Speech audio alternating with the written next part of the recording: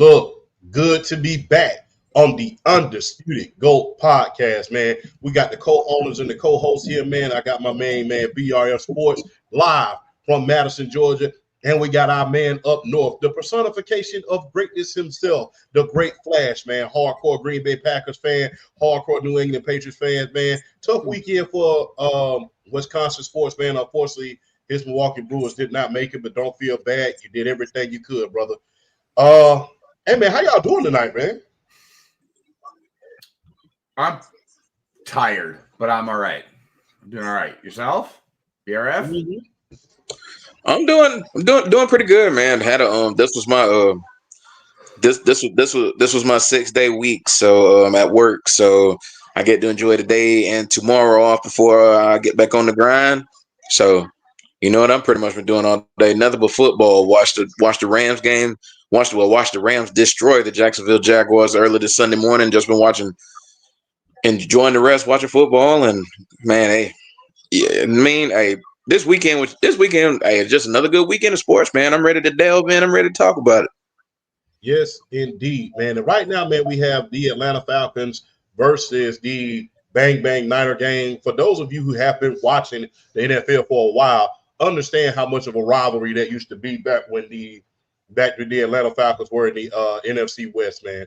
Yes, we were in the NFC West. So I'm glad to see us playing the Niners again, man. Glad to see us playing the Niners again. But on that note, man, let's get off to the quick hits of the thing. Let's get down to the nitty gritty, man. We're talking about the NFL. Well, we can pretty much pick who we would like. We'll talk about the quick hit. Who is the GOAT performer of the week? Man, let's just go ahead and start it off with it.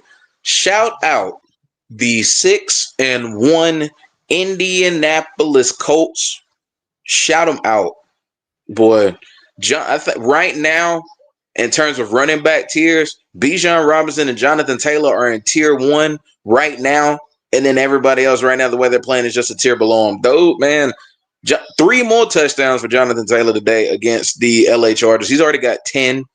Daniel Jones is playing lights out. I'm talking about they went into SoFi and pulled the punt card on the LA Chargers. They beat them down. They established themselves as a legit team in the AFC after a game like today. And man, I'm telling you, man, the Colts, as long as they can keep performing like this and Daniel Jones can, shout out to Daniel Jones, man. I mean, what he's done to basically almost kind of resurrect his career, what he's doing with the Colts, man, has just been nothing short of astonishing.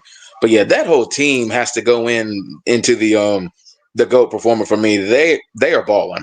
They are balling right now. They are playing hella football. Mm-hmm. Flash. I'm going to say Matthew Stafford throwing 5 touchdown passes against the Jaguars in a MVP pick. What? MVP pick. Yeah, he did. Yeah. So 5 touchdown passes in a rout of the Jaguars, who have been, their offense is a little bit to question a little bit, but their team overall have actually played pretty decently this year. So I'm just going to give it to Stafford and the Rams. A lot of, including me, I think after all the first round draft pick trades and everything else, we thought this team would kind of fall off a little bit, and they have stayed a contender. They are still a legit Super Bowl contender. Aaron Donald is no longer with the team, and they still keep winning. So I honestly say, Dwayne, good point. Yeah, I think the Broncos are another team that to come back against, like, kind of the red hot or the red hot Giants, but all the eyeballs have been on the Giants lately with the 2 rookies and everything. So yes, definitely a shout out to the Broncos with the comeback. Man, I have to say the Denver Broncos, but let's give a quick shout out, man. Got to keep it all the way a buck. Let's make a quick shout out, and I know I had some criticism for them earlier today on TikTok, but let's give a shout out to the not just the Kansas City Chiefs, but the New England Patriots. Because I believe Drake May in his second year, I believe he had a chance to put himself in MVP conversation. He is in MVP conversations. I mean, I believe it because they're 5-2 right about now, and quite ironic that they go over on the Tennessee Titans. Well, and yes, one, and then two, Tennessee stinks. I mean, this coach, they're terrible. They're bad. I as a Patriots fan, if you're a good team, then you're supposed to run over the bad teams, and they ran over one of the bad teams. So I am continuing to be loving the way that this team is going, like the direction that it seems to go in, not just the team, but Drake May as well. So I agree. I don't know about MVP candidate yet. I'm not quite there. I mean, like, I think he's kind of far back in the pack, but I don't think he's anywhere like Bijan and Stafford.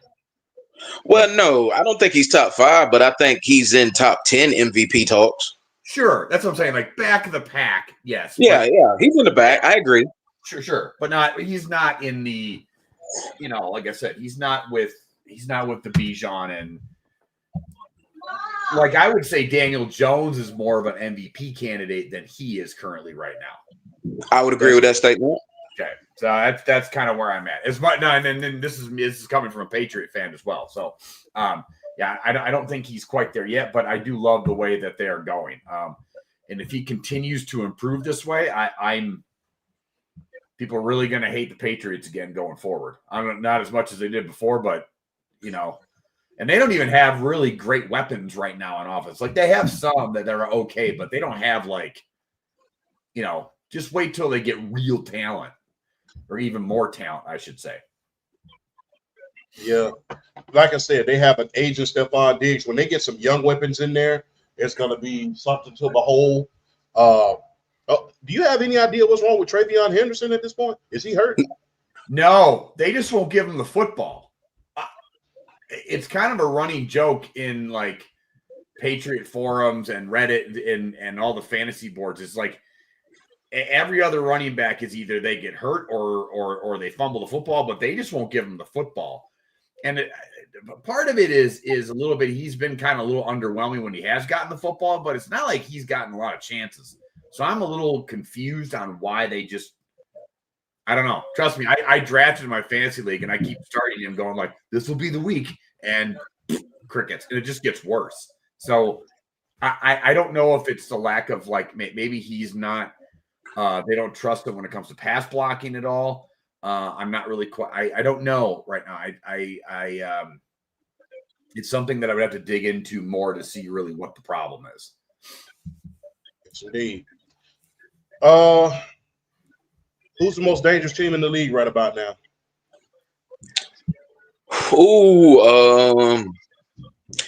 If that passing game is going to look the way it looked today, it's the Philadelphia Eagles. If that passing game is going to look the way it is, because Jalen Hurts, what he did to Minnesota today, man, he balled out.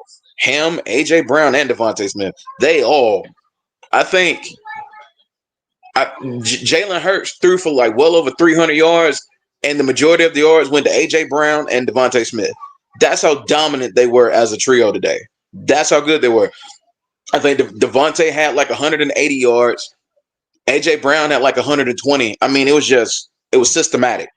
It was systematic what they did to Minnesota today. I think like if you're gonna say most dangerous as far as like not among the favorites. Right now, if we're talking most dangerous as far as like not the favorites,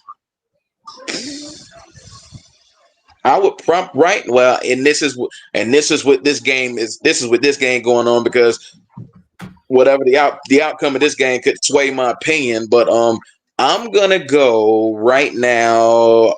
I'm gonna say the Indianapolis Colts, most dangerous team outside of the favorites. I would say the Indianapolis Colts because I think right now they play all three levels of football good as far as their offense, Defense is playing pretty well. Special teams, they're not, no muff punts, no messing up on, no miscues on special teams.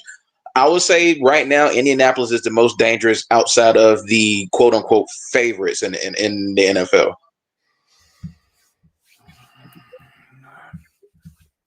I don't like saying this. I don't want to say this, but it's the Kansas City Chiefs. They are the most. Everybody was kind of out on them a little bit, and everybody's been like, "Well, they're not the same." They're not quite. Everybody's all concentrated on Philly's the best team in Detroit, and they are slowly looking more and more like themselves. And I'm not talking about like last year's Chiefs. Like Mahomes is starting to throw for almost 300 yards, 3 touchdown passes. They got Rashid Rice back today, and he scored 2 touchdowns. They just, again, this is the thing of if they continue to improve, like Andy Reid's play calling today was a lot better than it has been. If they round into shape, again, it's still Patrick Mahomes and Andy Reid. And so I think, that's they're the most dangerous team. I know they're playing right now, but my number 2 is, and I know you guys kind of downplayed it a little bit, but when I asked last week, but I honestly think the Atlanta Falcons are a very dangerous football team right now. They are built right now for the postseason. They have a really great defense. They have, probably the best running game in the NFL. Like, I don't even think that's a discussion, or at least they're like, 1A, 1B. You got Saquon and Philly. But overall, Bijan is the MVP candidate besides maybe Matthew Stafford and there's a couple others, but he's the 1A MVP candidate right now. And honestly, it just depends on how Penix plays. If Penix can play above average and keep them, and not turn the ball over, they are literally the most dangerous team right now when it comes to who can win a Super Bowl. That's not the typical, name dropping teams. I know Kansas City is an easy pick to a certain extent, but but if I'm going to go with a team that's really not there, I think it's Atlanta. I think that's I think Atlanta right now is really built for the postseason. You know what though? I wanted to see how they played against a team like Buffalo, and to absolutely just they dictated the pace from first quarter to fourth quarter. And I'm not used to that with the Falcons team, especially on the defensive side of the ball. And here's the thing though, I've been bullish. I will say this, I've been bullish on this defense. And drafting Jalen Walker, drafting James Pierce, drafting Xavier Watts, drafting Billy Bowman.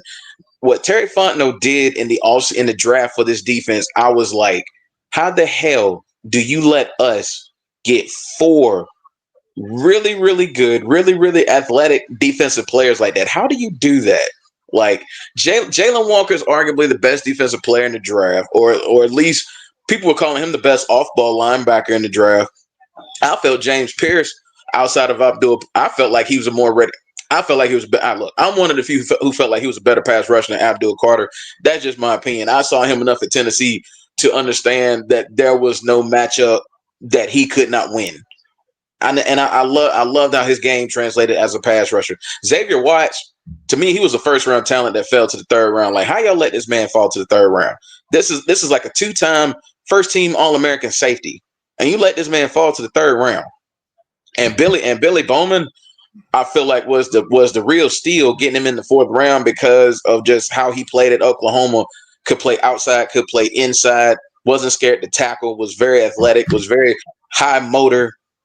I was very much a fan of this draft and how they attacked it, and basically got 4 starters or guys that have already made significant impact on this defense.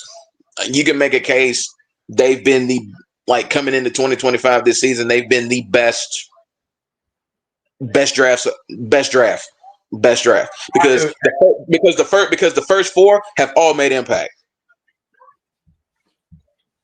I have to actually say that I was I have to actually say that I was wrong about this Atlanta front office. The Penix pick doesn't look stupid at all now. In fact, it looks genius, considering that Kirk Cousins has just been, he was terrible, one.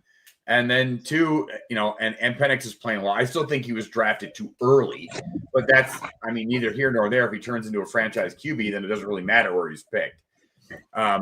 And the biggest criticism of that pick was they didn't address the front seven.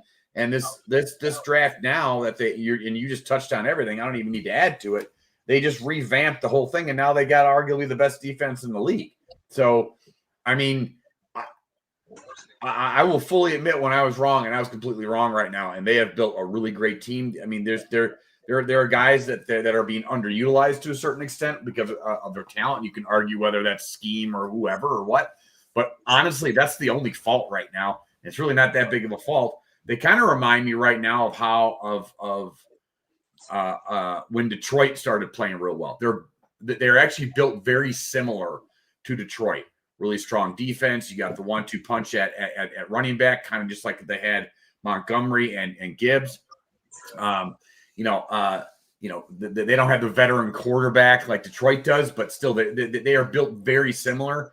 Even the talent at tight end, now it's not showing in the stats, but they have talent in same places that are very, very similar to Detroit. It's a very similar built team. So I think Kyle Pitts is every bit a talented tight end as Sam Laporta. It just doesn't show in the numbers. Yeah. It doesn't show in the numbers, and that's been one of the things that has been. It's just he's underutilized now. Whether you can argue that that's him, scheme, or whatever it may be, who knows?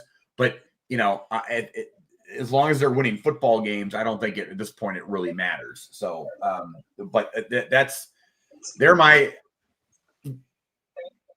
most dangerous team. If they get really consistent work out of the passing game, like if it continues to improve and they can generate points when, let's say, the running game for some odd reason gets stifled a little bit, they are, in my opinion, probably the most complete team in the league besides maybe Detroit and a couple others. Fair. The Denver Broncos. I'm looking at it right now, man. They scored 33. They scored 33 points in the fourth quarter. I think the Giants went to the fourth quarter with a 19-0 lead. 19-0 lead. You scored 33 points in the fourth quarter. That is nothing short of amazing.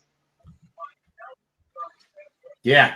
That's nothing short of amazing. Plus, that defense is stifling when it's at its best. When it's at its best, that defense is stifling. So, go ahead, champ. I'm sorry. Go ahead, bro. I was just gonna say, and it's not like the Giants played a bad. It was not, it wasn't Jackson Stark's best game. His completions percentage was kind of crappy.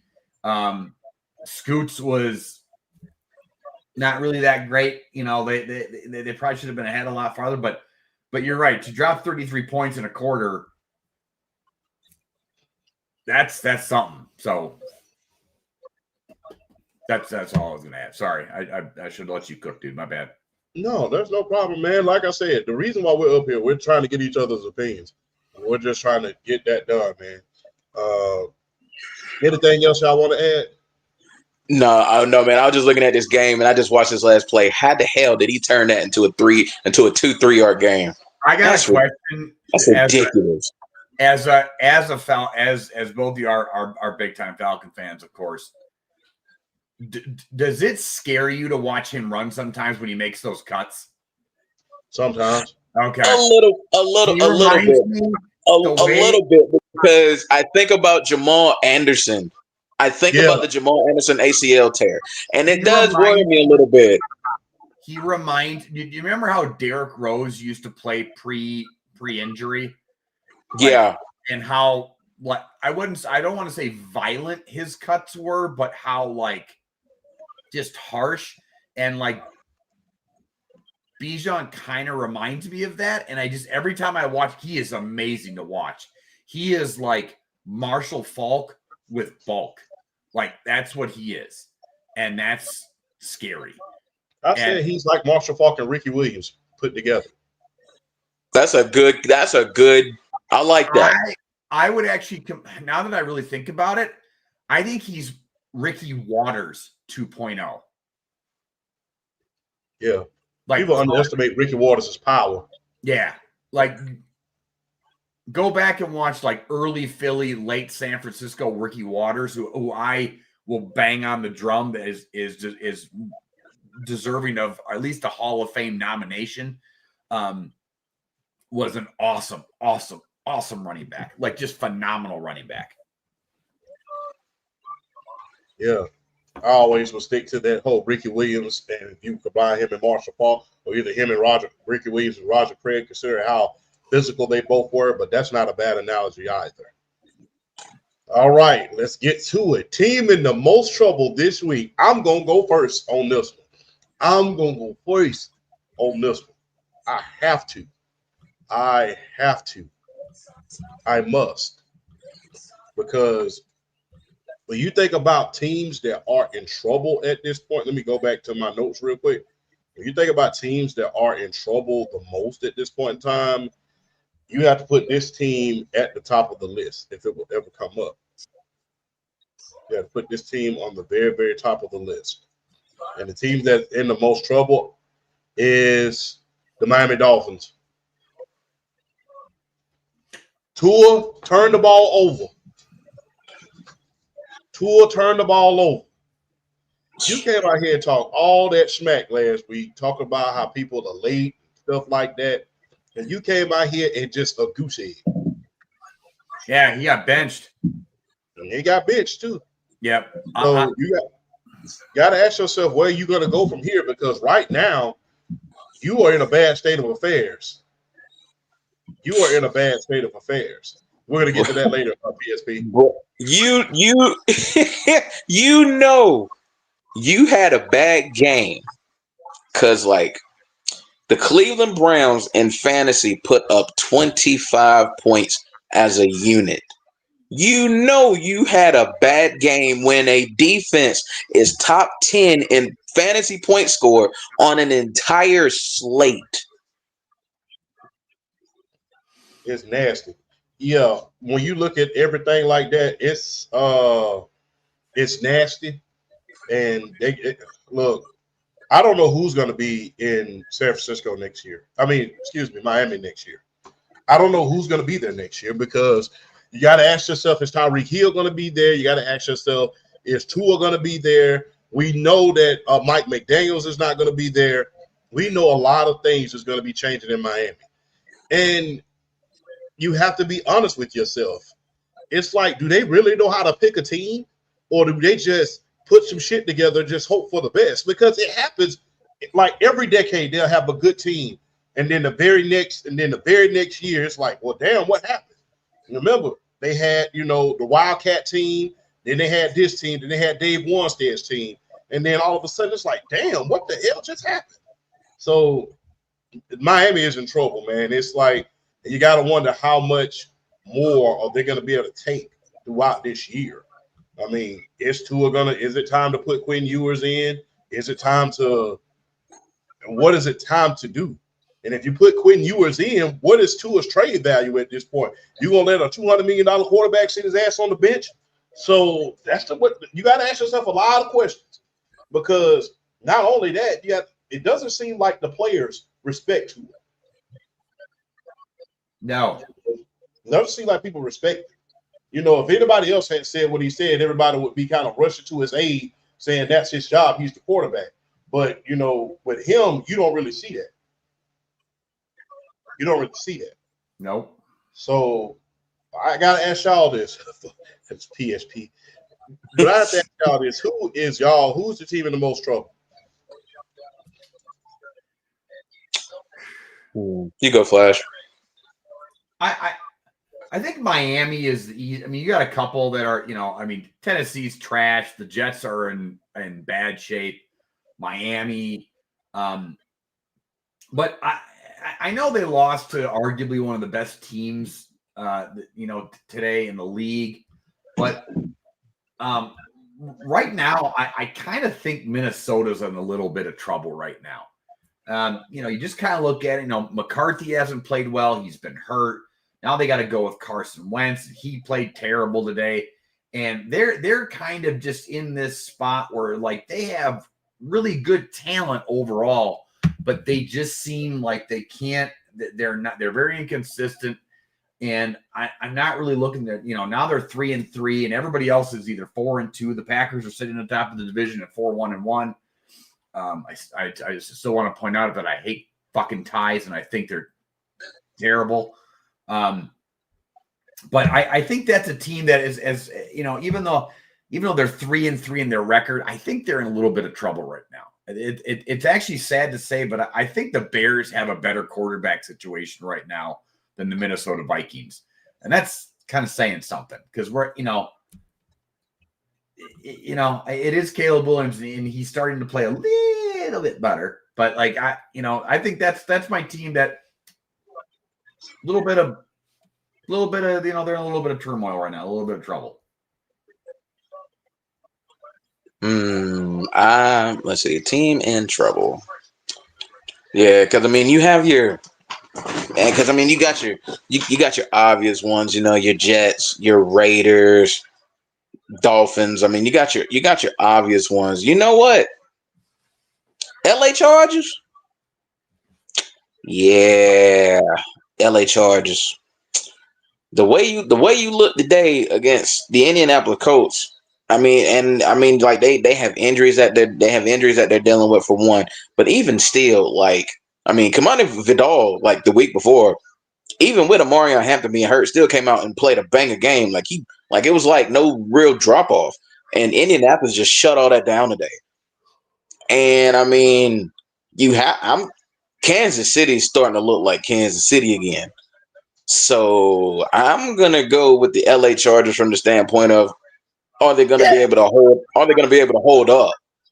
Are they gonna be able to hold up against because I think with the Kansas City Chiefs, I think the one thing we've been waiting on is Patrick Mahomes with Rashee Rice, Hollywood Brown, and Xavier Worthy at the exact same time, and what hell they might be getting ready to unleash. And I think we might be getting ready to see that. So I think it's the Chargers. Oh!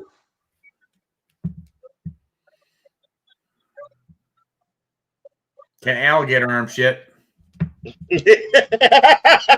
Why are you so damn harsh?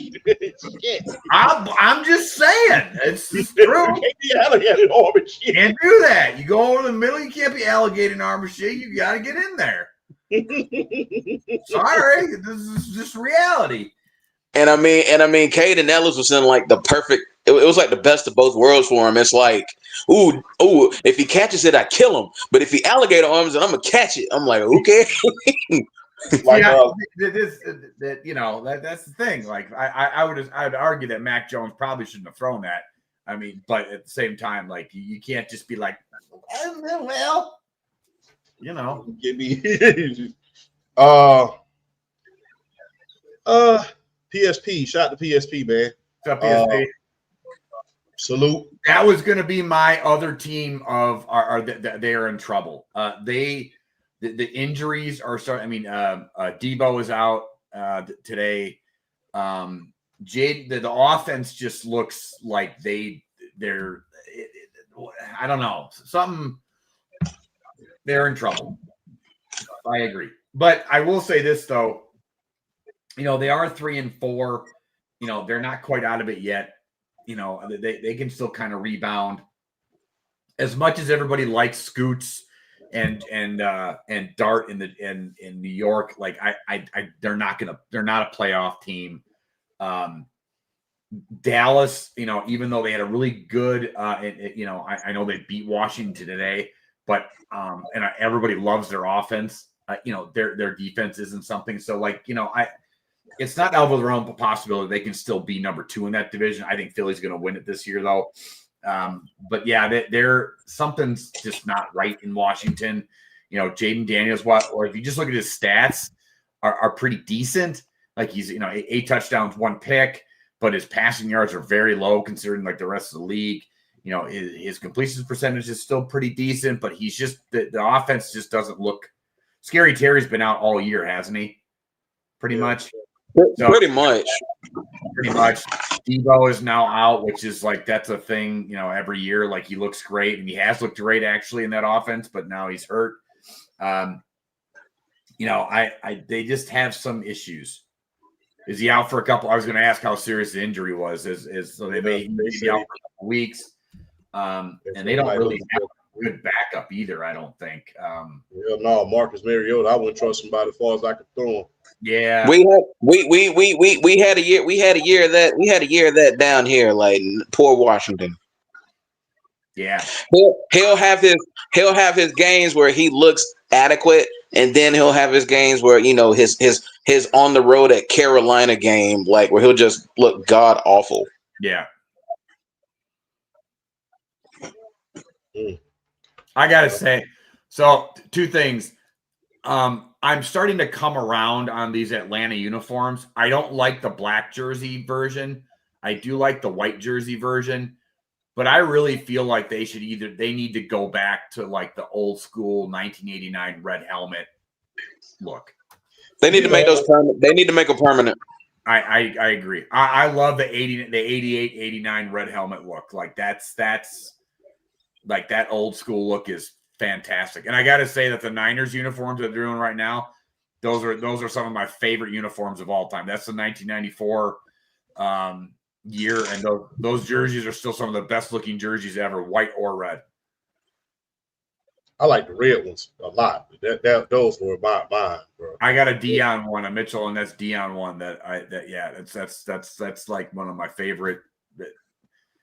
Love those uniforms. Love them too, bro. Love them too. Most impressive victory of the week. Most impressive. I think Denver's the easy one to say, but you go ahead, BRF. I got a different one. I mean, I've already talked about them a couple times today. I mean, Indianapolis traveling to the Chargers and putting a beat down on them. I mean, it was 23-3 at halftime. Score ended up being 38-24 by 2 teams that are well within the playoff chase in the AFC. For me, it's the Indianapolis Colts establishing something against another team that's competing for a playoff spot. It's the Colts and what they did to the Chargers. I'm gonna kind of go. Everybody kind of forgot about this game, but the 2012 throwback game on Thursday night with Pittsburgh and Cincinnati, and Joe Flacco throwing for 3 touchdowns and keeping Cincinnati's season alive. He's been there for a week and a half basically, but he threw for almost 350. Completion percentage was great against a Pittsburgh defense that's pretty good. 3 touchdowns, no picks. Chase Brown looked like Chase Brown again. Like he ran for 108. So I'm going to give a nod to the Cincinnati Bengals and just keep that, keep their playoff hopes alive until Burrow gets back in, I think people are saying December. So big win for Cincy. It keeps that division a little closer than what I thought it was going to be. So bravo to Cincinnati. Oh, Rams over the Jaguars. Yeah, that's another one. That was very impressive. Yeah, they beat them like they stole some. Man, look, let's just acknowledge this, man. The Rams do not miss when it comes to defensive line. Nope. They do not miss defensive line. And you can start all the way back from Deacon Jones and Merlin Olsen and Rosie Greer with the Fearsome Four, all the way up to Jack Youngblood, and then all the way up to Kevin Green. Remember the great Kevin Green? Then you could go to Kevin Carter, Leonard Little, Robert Quinn. Robert Quinn was great. Then you go right up to the greatest of all time with Aaron Donald. So So, and now they got and now they have Jared Verse and Braden Fisk. Yeah, it's ridiculous. Yeah, I guess they better be glad Aaron Donald retired, because can you imagine Jared Verse? Because can you imagine Aaron Donald having help in the middle like that? Those two as good as they are already. If Aaron Donald wanted to come back out of retirement with those two as good as they are already, Jesus Christ. Al be sure of defensive tackles. Al be sure. Man, that's good. But yeah, that was impressive, man. How much trouble are the Jaguars in though? They're in the AFC South, so I'm not gonna kill them off just yet, because I mean, granted, the Colts are 6-1 right now, but it's the AFC South still, so we gotta let it. We'll see where it goes. Like, I think the AFC South is going to be a one team and done as far as the playoffs is concerned, but I mean, we'll let it play out. I'm not gonna. I mean, the Rams just. They had an excellent game plan today. They got in Trevor Lawrence's face. They got him off his spots. They made him make dumb decisions. I mean, they had a really good game plan today. They executed. We'll kind of let it play out a little bit longer. I'm not going to write them off just yet because of that division. But if the Indianapolis Colts keep looking the way they look, I don't know what to tell the rest of that division. I'm not worried about Jacksonville. I think they are who we thought they were. They're a 4-3 football team. Trevor Lawrence looks all right. Like, I mean, I know Champ wants to beat him like a redheaded stepchild half the time, but he's all right. Like, he's okay. Like, he's nothing great. The offense is kind of meh. That defense is really good though. So they're just kind of, they're going to be a 500, maybe a little like a game over 500, maybe a game below 500 football team. And I think that's what everybody kind of thought they were heading into the year. So I don't think they're in trouble. I just think they're the Jaguars. That's who they are. All right. They are who we thought they were. Exactly. And the Rams did not let them off the hook. No. Nope. And they didn't let them off the hook. All right, let's get all the way to it. Let's get to the meat and potatoes of the situation, man. Let's stick our foot into the butt of the situation. You know what I'm saying? Let's move on to college. Is Bama back, and can they beat Ohio State? I don't think they can beat Ohio State, but I really do think that they can make a deep run in the playoffs, and I think that a deep run in the playoffs can get the alumni and get everybody off of Kalen DeVore's back. And I think that Ty Simpson definitely have the chance to win the Heisman. Do I think that they can beat Ohio State? No, because I really think that they have way too much damn firepower in order for them to compete at this point. They're going to have to look up and hope that Texas A&M beats, somehow manages to meet them somewhere. But I don't think they can beat Ohio. I don't think anybody on the planet right now can beat Ohio State. But I really believe that if Bama can make a deep playoff run, and they can win the national championship if someone else beats Ohio State. I don't think that they can beat Ohio State. You have to stop. There's way too many weapons at Ohio State. Way too many. Way too many weapons at Ohio State. And I don't think that they have the defense in order to combat all of those weapons. But what says you guys?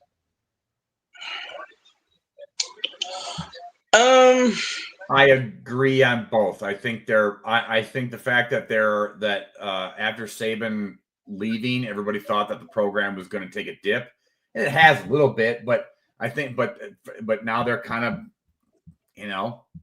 they're still Bama, but I agree. I think Ohio State right now is just, I don't, unless they have like injury problems or something else, I don't think anybody's beating them right now. Yeah, I have to make it unanimous. I think honestly, we talk about the weapons Ohio State has. What sets them apart for me is the defense. Like, the defense is just They're playing an historic level of. They are playing an historic level of defense right now. Like what they're doing is just insane.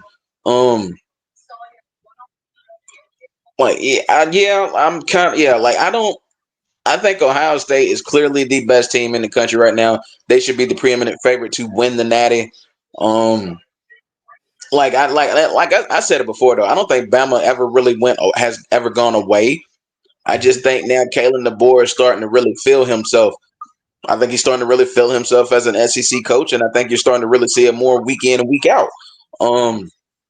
Yeah, and let me tell you something. I'm not gonna sleep on them Bama weapons either because shoot, Jeremy Bernard and Ryan Williams, they're just as good a duo as any duo in college football. They are good. But with that being said, though, I think right now Ohio State right now is just in a tier by themselves, and then everybody else is just kind of like just behind them. So I don't think right now. I don't think Bama can beat Ohio State. I think they're one of the teams that could give them the best football game. I think they can give them. I think they're one of the teams that can give them the best football game. But I still don't. I don't think they can beat them, but they can give them one of the best games. Yeah, that I agree with. I think they could give it to them a little bit, but I think Champ's right on. Ohio State's just got too much firepower. Yeah. Cornell Tate, Jeremiah Smith it's ugly. It's uglier than the Masterpiece sneakers. Really. Yeah, you basically got 2 first round. You basically got 2 any year. You got 2 top 10 draft picks at wide receiver. That's how good they are. Yes, indeed. No, this year, as a matter of fact, we got more teams in the top 10 than anybody.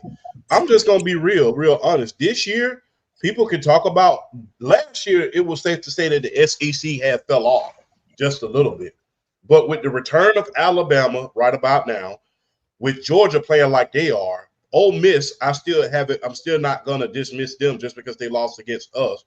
And Texas A&M, they're playing some of their best football in recent memory. I think we have a definite chance in order to be an SEC national championship. You really want me to be honest about it? Yeah. Because if you really want me to be honest, in the Big Ten, it's Ohio State and everybody else. It's Ohio State and everybody else. And Oregon, they've proven that they're vulnerable. And I think the only other team that has a prayer, I have to see what they're able to do against them, is Kurt Signetti and see if they can match up against them. Because remember, last time they faced them, they beat the hell out of them. So it's going to be interesting to see what happens in this over the course. It's going to be interesting to see what happens because I don't see anybody in the Big Ten really challenging an SEC team outside of Ohio State. I think it's Ohio State and then everybody else. I think Kurt Signetti and the Indiana Hoosiers are a good team, but I don't think they pose this super threat to Ohio State like Michigan would if they were number 2.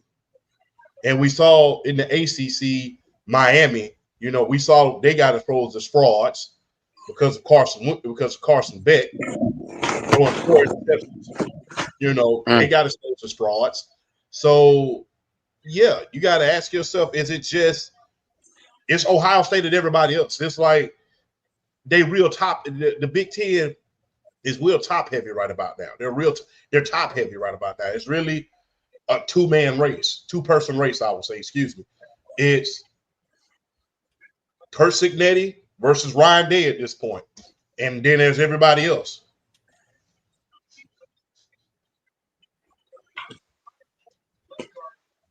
What do y'all think? I'm with you on that. Like I'll say this about Indiana though. Elijah Surratt is the real deal at wide receiver. I can say that with a straight face. He's the real deal at wide receiver. He can come back with any individual wide receiver talent in all of college football. Elijah Surratt is that good. But with that being said, when you want to just talk about depth, yeah, I'm with Champ. Big Ten is Ohio State and everybody else. The SEC is not like it's not like the dominant state that they used to be, but the fact that they have like 4 teams around the top 10, there's still a level of talent that the SEC as a whole still possess as a conference and still able to recruit to where you will never, ever, ever be able to write them off or count them out as far as getting a team to a national championship game. So I think it's a testament to the recruiting and how SEC is still a really good conference as far as recruiting top-notch, high-level talent. Flash. No, the SEC, the dominance is. I mean, we've just kind of seen it. It's the Big Ten and the SEC. It has been, or well, at least the iteration of what they are now. It's not really the Big Ten and it's not really the SEC anymore. I'm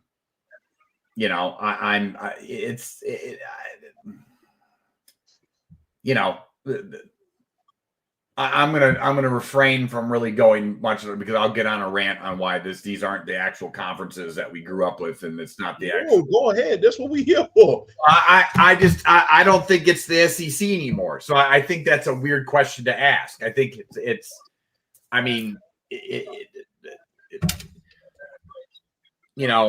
college football is essentially 2 conferences right now. It's the quote unquote SEC and the quote unquote Big Ten.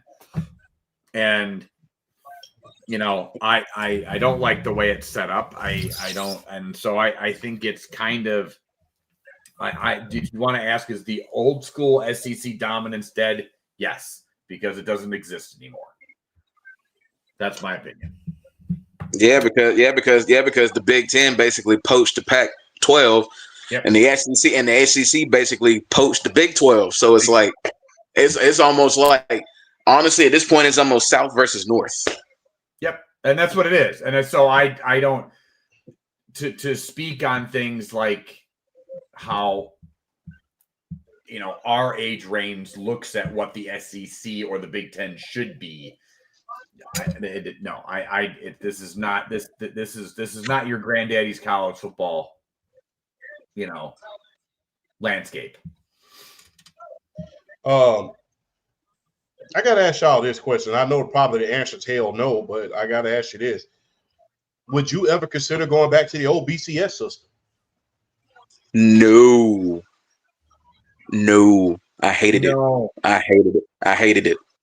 I much rather prefer them actually decide it and play it out on the field. I want the champion to be decided on the field, not by freaking computers. No, I never want to go back to the BCS system again. When I think we've been waiting on a playoff. We've been waiting on a playoff system since that. Which year was it? There was one year in particular where they got that game completely wrong, and it was like, yeah, no, it's time for a playoff. I can't remember which year it was, but one of those years they royally screwed up. It was supposed to be Miami versus Oklahoma because remember it was 2000 Miami Hurricanes. Remember Miami during the course of the year, they beat the number 1 and the number 2 team in the league that year. They beat Florida and they beat Virginia Tech, and they still didn't get a BCS berth. They gave it to Florida State. Gave it to Florida State, yeah. Yeah, they gave it to Florida State. And let's not forget the year where you had a bunch of 2-loss teams and they ranked us at number 3. We was just on the outside looking in. You're talking about I know what you're talking about. You're talking about Stafford. You're talking about Stafford's junior year. Yeah. And that was Stafford and Thomas Brown and Noshawn Marino and all those boys, and they beat Hawaii in the Sugar Bowl that year. I remember that year. We beat these shit. No, because back then, everybody was excited still for a New Year's Bowl game. Everybody was still excited still, for a New Year's Bowl, So when we went out there, it was always because you remember Hawaii back then, they had this guy named Colt Burleson or something like that. Colt Brennan. Coach Brennan, and this dude was breaking every damn record in the run and shoot offense. He was breaking. Yeah, I'm about to say June. Yeah, June Jones was the coach running the run and shoot. Yeah, ran the run and shoot. By the way, rest in peace, Colt Brennan too. Oh, he passed? Yeah, he passed back in 2021. Colt Brennan, yeah, he did. Yeah. Damn. But that team wasn't no scrubs either. They beat 2 top 10 teams during the course of that year and everything. And the whole hype was, Hawaii versus Georgia. And we went out there and we beat their ass like they stole something. We beat them like they stole something. But that's when the playoffs started then as well. Plus, I believe there was a lot of controversy over that LSU versus Auburn national championship. I would never go back to the BCS. I would like to go back to some sort of like semblance of what the conferences used to be and keep the playoff system. I'm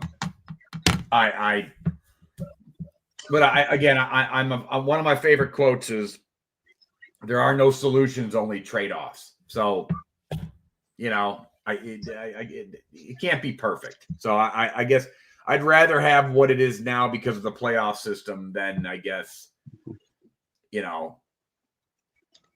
what we had before. I just miss the conferences and I miss the old school rivalries. I mean, you still have some of them, but it's just not the same. Yeah.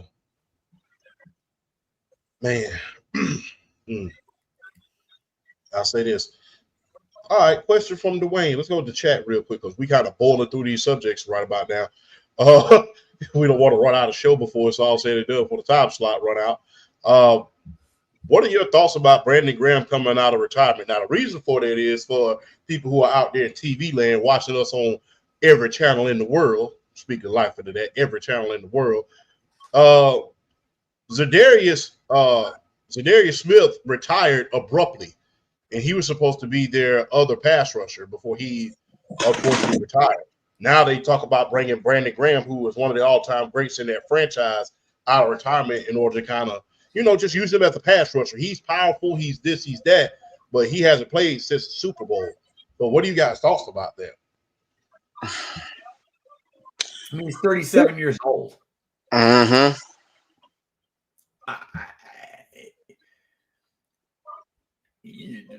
I mean, as a spot pass rusher, the best thing is he's gonna be a spot pass rusher. But has he kept himself in shape? Has he didn't go through training camp?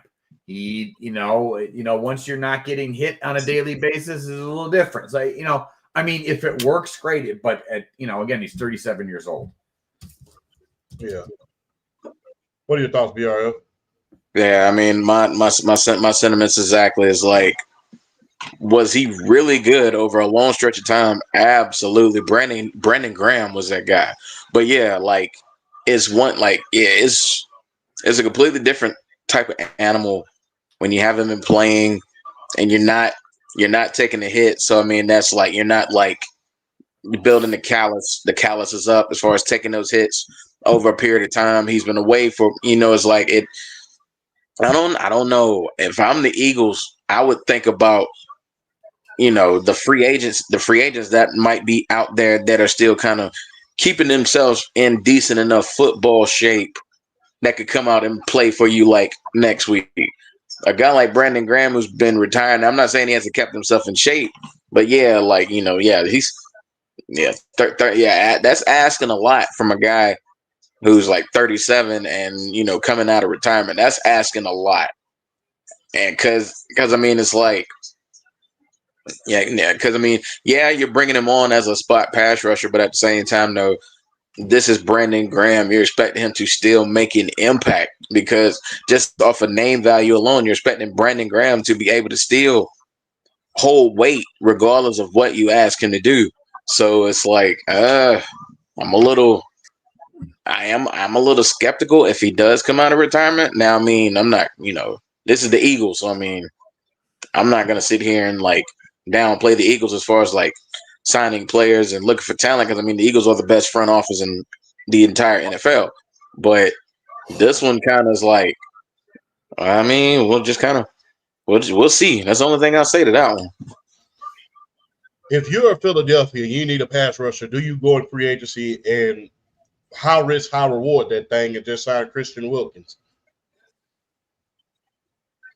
Well, you need an end. You don't necessarily need a tackle. You need an edge. And Christian Wilkins is more of a tackle. So, I mean, I think they're pretty set. I think they're set on defensive tackles. They need an edge. And I also think that like you're not risking anything bringing Brandon Graham back. You're not giving up a draft pick at the trade deadline. He's a guy that knows your system already. You're familiar with him. So there are pluses to it if it does work out. It's not like it's all negatives. If you go and BRF's right, they don't really need any help at the tackle a position. If they went into it with, before the trade deadline, they'd have to give up assets, which I'm sure they don't really want to do in general. So if Brandon Graham comes out of retirement for, however long their playoff run is, whatever, then that's it. Then you're not giving up any assets to it. Again, it's just his age. And then again, he hasn't played all year. So, but as a risk reward type thing, it's not high risk and the reward could be pretty decent. So I just don't think it's going to be that big of an impact. I think it's going to be kind of a wash, if that makes sense.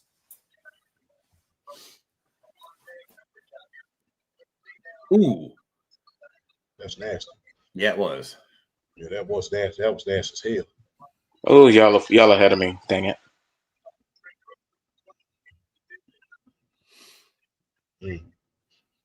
That's not a good thing. It's not good.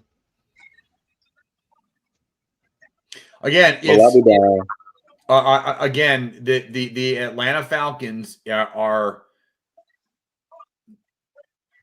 I maintain what I said before. I think they are built for a good playoff run. It just depends on this passing game. Can it elevate to a above average to good? I would say to a above average, high end above average to good passing game. That's what they need.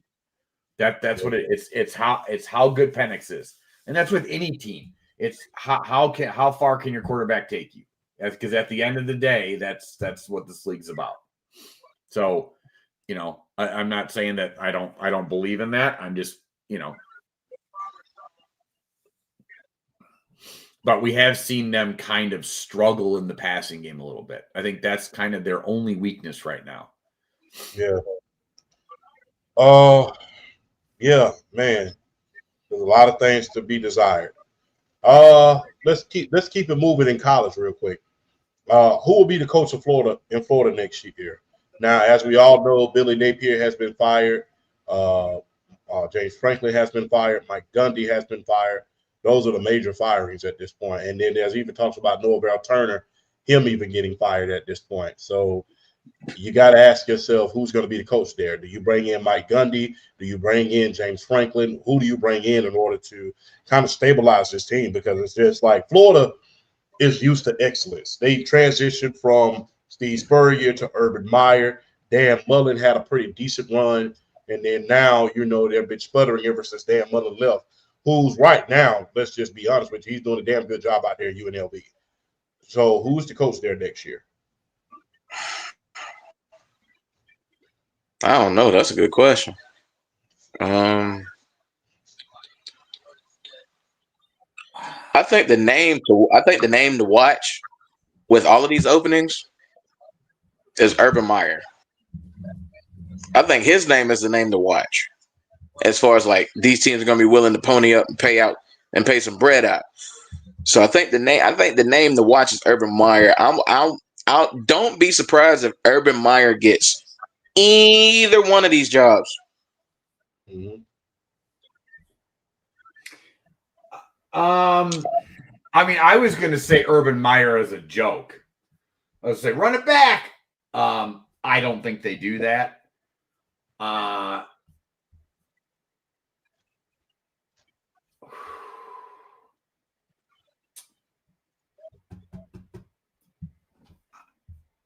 All right, is Florida a bigger school? Like, does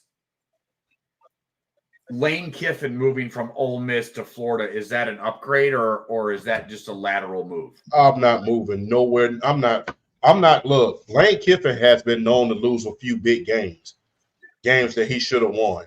Like, yeah. I'm not gonna lie, he could have won against Georgia this past weekend. I know, but it's just like he'll give up a few big games every single year, and he should find himself in the college football playoffs a little bit more often, even when it was back doing 4 teams. Unfortunately, he doesn't do that because he loses games he's supposed to win, and that's the problem. And if you do that in Florida, your ass is not going to be there very, very long. So, yeah, you do that in Florida, you lose it against Georgia, you got to play Alabama, got to play LSU, you're not going to be there now Oklahoma, you're not going to be there very, very long. So I don't know if that's a good move for him at this point. If you really want me to – No, you finish up, champ, then I'll go. If you really want me to be honest with you, Lane Kiffin at Ole Miss is kind of like Jimmy Johnson before he went to the University of Miami. That's what I compare it to. Because before Jimmy Johnson went to the University of Miami, there's 2 games that he was going to give up every single year. He was going to give up against Nebraska, and he was going to give up a game against Oklahoma. You knew he was going to lose those 2 games, and he may even give up a third one. But, yeah, I don't really think that Ole Miss, the pressure is off. It's like the pressure's not on every single year. You don't have something pressing down upon you to get to the college football playoffs and get to a natty, and you don't feel the need to replace a legendary coach every single year. In Florida, you got to replace Urban Meyer. You got to replace Steve Spurrier. There's pressure for the Heisman. They have that rich history. So if I'm Lane Kiffin, I don't go nowhere near Florida. So what if you're Jeff Brom or Rhett Lashley? If you're a newer name, yeah, I consider it if you're a newer name because that's a definite upgrade. So I definitely consider it then. Okay. Yeah. I think they go and I think running. I don't think Urban Meyer is a thing. I personally don't think he's coming back to college football. It wouldn't shock me if he took a job. I personally don't think he's coming back. I think they'll go for a young guy. I think that's the thing. But somebody that has either turned around. I mean, maybe Franklin's the way to go. Maybe I don't know. If the lights were too bright, I said James Franklin probably might be the way to go. But if the lights was too bright against Ohio State, you was in a 3-man race. Imagine how it's going to be down south when you were in the 3 to 4-man race. Because this year, if everything would have went the way it was supposed to, it would have been a 2-man race. Penn State, Ohio State. But, I don't know if the lights are going to be bright. I think the lights are too bright for him down south. It's not a bad hire, considering how good of a damn coach he is. But I think the lights are kind of too bright down there, and in Florida, they don't play that shit down there. It's like exactly. you start losing, they will get you up out of there. So, yeah, it's going to be a task. I do have one question for you before we get into this next an impromptu, like what I like to call a little pipe bomb here. Little impromptu thing here. Will we ever see coaching like we saw as kids? Will we ever see another Nick Saban or another Kirby Smart or somebody like that who was very long in their tenure, or even a Tom Osborne, who, one of those coaches who just, legendary, didn't quite get over the hump, but just finally was able to just get through and break through. And then they were still, and despite their shortcomings, they were coaches for years to come. Will we ever see will we ever see a Bobby Bowden? Will we ever see a Joe? Will we ever see, or is this a social media age? And, championships and legacy really don't hold that much weight anymore. What do y'all think? I don't think we'll ever see tenures that long anymore. I don't think we'll ever see that again, because the minute you have a couple of bad years, you're out the door. So I don't think we'll ever see. Bobby Bowden 10 years, Joe Paterno 10 years, Tom Osborne. Like you're never gonna get tenures like that again. You'll never see that again. The only way you're gonna get in with it is if you're as successful as Saban was. Exactly. And you're never gonna see. I mean, Joe Pa. I mean, how many national titles did Joe Pa win? Like I think he only won just the one. I think just the one, and he was there for the only reason he left is because, well, whatever for obvious reasons. Yeah, but so I don't, if you're at any of those bigger schools and you're just, I mean, yeah, like I mean, maybe you never say never because we've always had those guys, and maybe we end up seeing. But here's the thing. Here's the difference, though. Now you got NIL. That's the problem. Like, you're not going to be able to create a Saban environment where you can just recruit like that consistently and basically have this upper advantage with NIL. You just can't, and I think that's the difference. I think that's the reason why we won't ever see that again. If the NIL either goes away, which, cross my fingers, hope so. But then yes, but as long as the NIL is around, then no, I don't think we'll ever see that again. I don't think we'll ever see that again because people understand this. Contrary to popular belief, nice throw. Damn. Contrary to popular belief, those coaches, Tom Osborne, Bobby Bowden, those guys wasn't winning right off the rip. Holy shit! Now you know what I'm reacting to. It took okay, Penix. It took those guys years in order to get the program where they wanted. It took Bobby Bowden years in order to win a national championship. He didn't win a national championship until 1998. I think it was 1998. He just went back to back, and even after he won the natty, it was a good while before he was even in contention for another. Yeah. So yeah, I don't think that we'll see coaching like that. Remember, Tom Osborne. He had been coaching since the late 70s.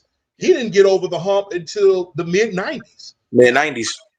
Yeah, he didn't get over the hump until then. There's way too much money involved now. That's another so, thing. I mean, so much money involved. So you got to ask yourself, look, are teams going to be that patient at this moment? Are they going to be like very, very patient and very, very, gracious? And are they going to have mercy upon those coaches? Because guess what? It can get real ugly real fast, So I don't think that we'll ever see that. Because like I stated, it took those coaches that we're talking about years in order to get over the hump. Years. Yeah. And nowadays, hell, look at what happened with Ryan Day as of last year.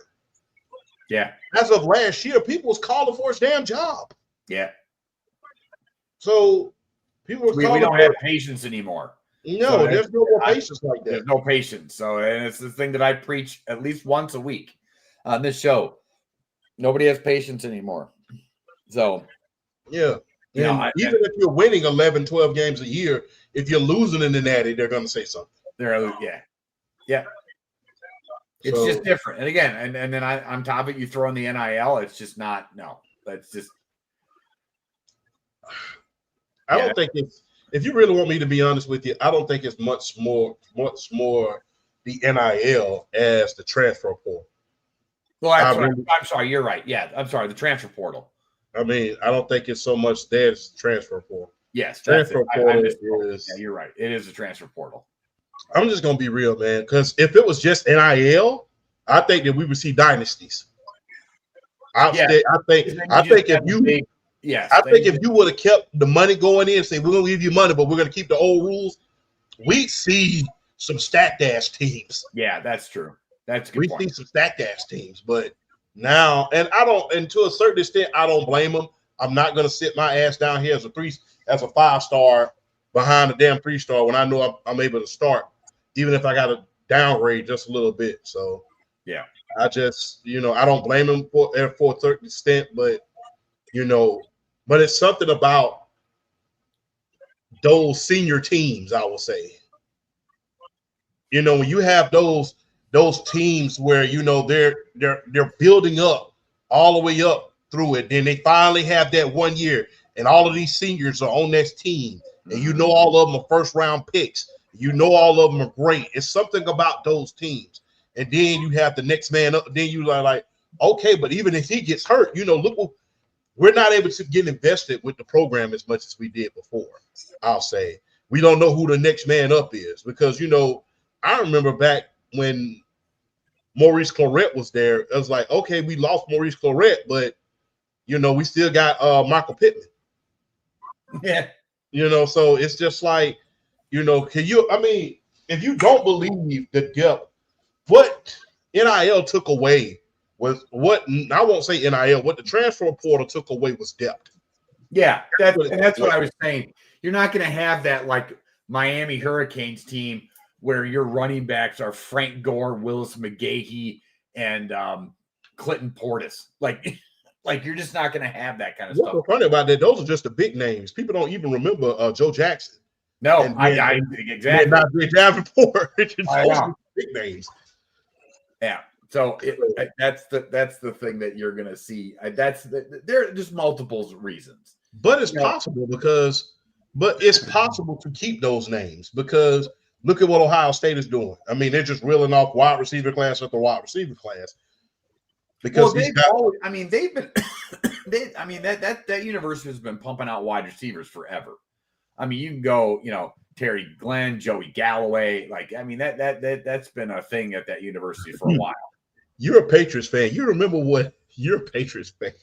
Do you remember what Bill Parcells used to Terry Glenn? Yes. God rest his soul too. I think he passed away. God rest his soul. Yeah. Look, you call me she. We got to throw some hands after that. Yeah. We got to throw hands after that. You even call me the woman right in front of everybody, man. Fuck don't get me wrong. I love me some Bill Parcells, but if he called me she in press conference, we got to fight. Yeah. Hey, respect that man. He ever did that to me, that legacy is going through his throat and out his ass. I'm running him. The big tuna would be some fucking tuna salad. I tell you that right now. Yeah. No, because I never forget when me and my father was sitting down. Because remember, look, of the year before Bill Parcells left, I never forget they suspended him for like a couple of games or something like that. And then I'm gonna bring up something else that was kind of ironic.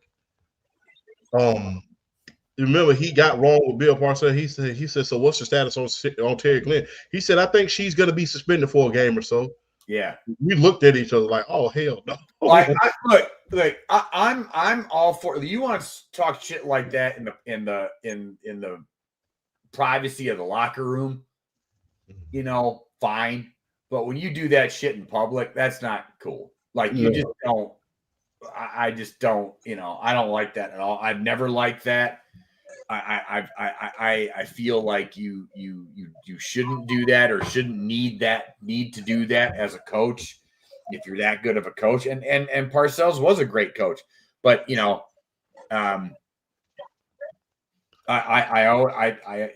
there's a difference between doing it. I'm a firm believer in just doing it behind closed doors. That's the thing. That's the thing that always makes me mad.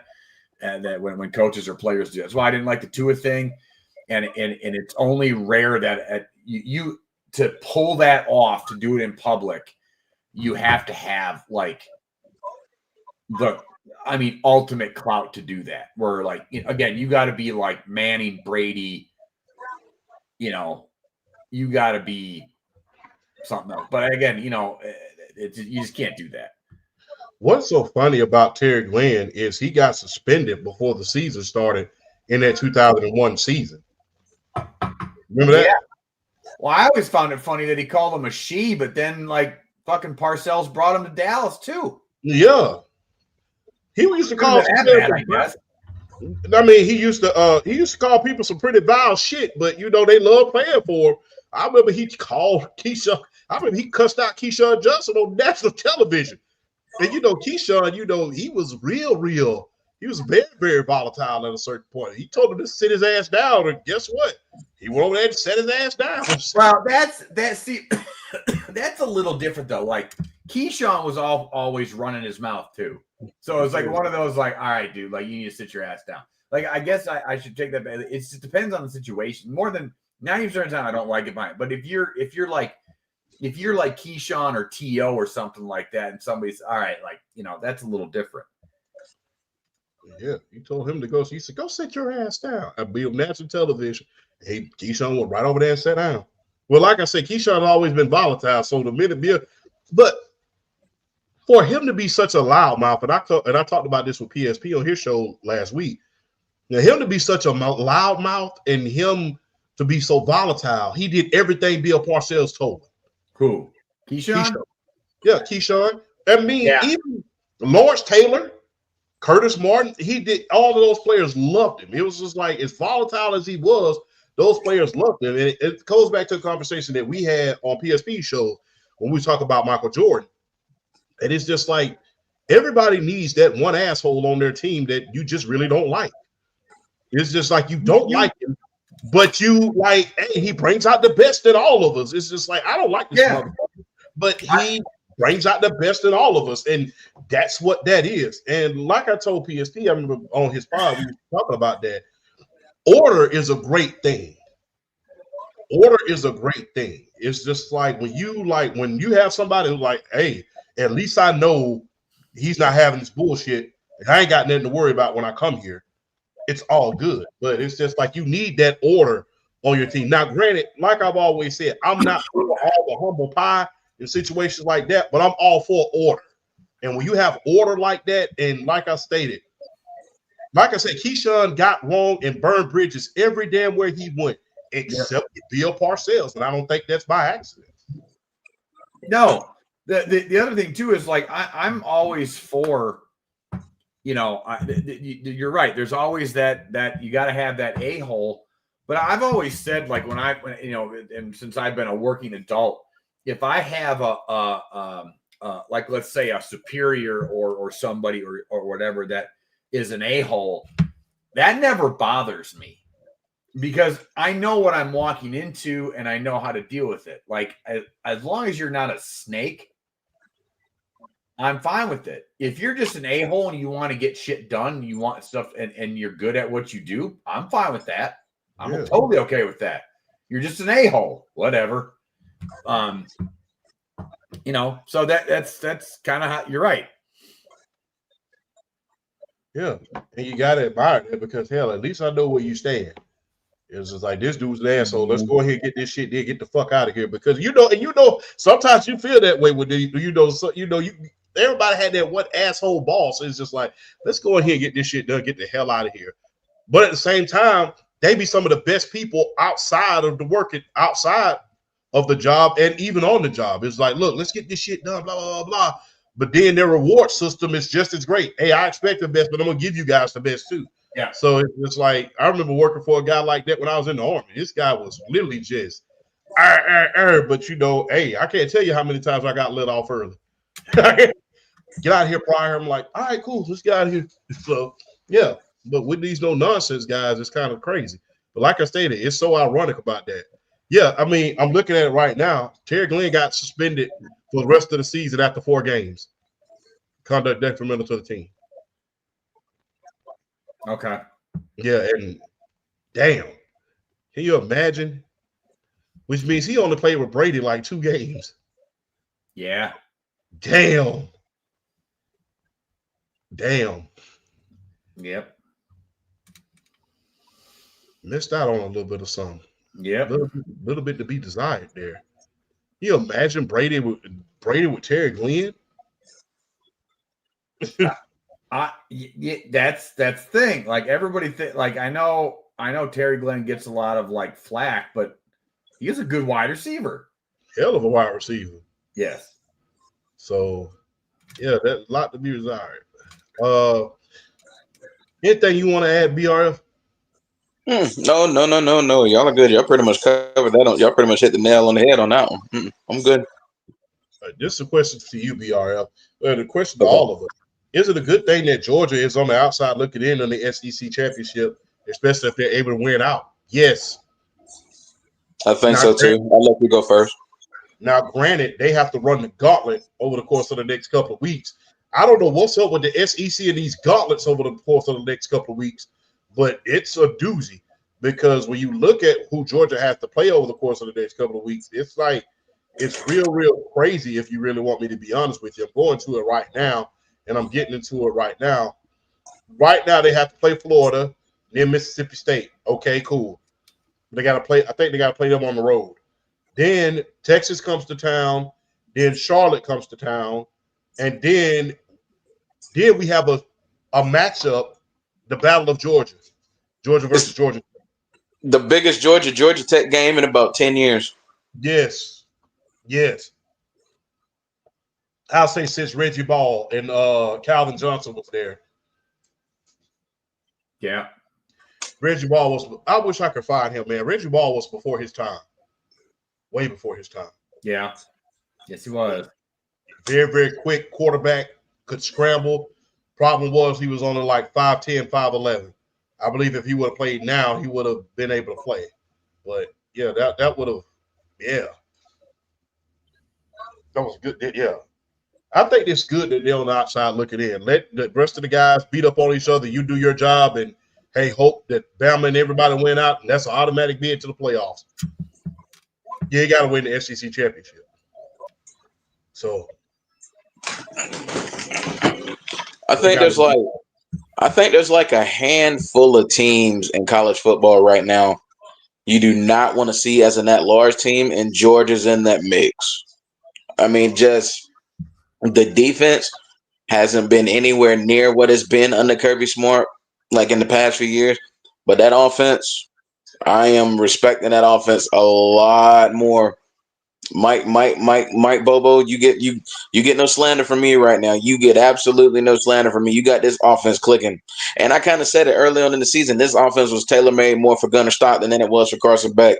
And you're seeing it, particularly Gunnar Stockton's ability to run and extend plays and be able to get first downs with his feet.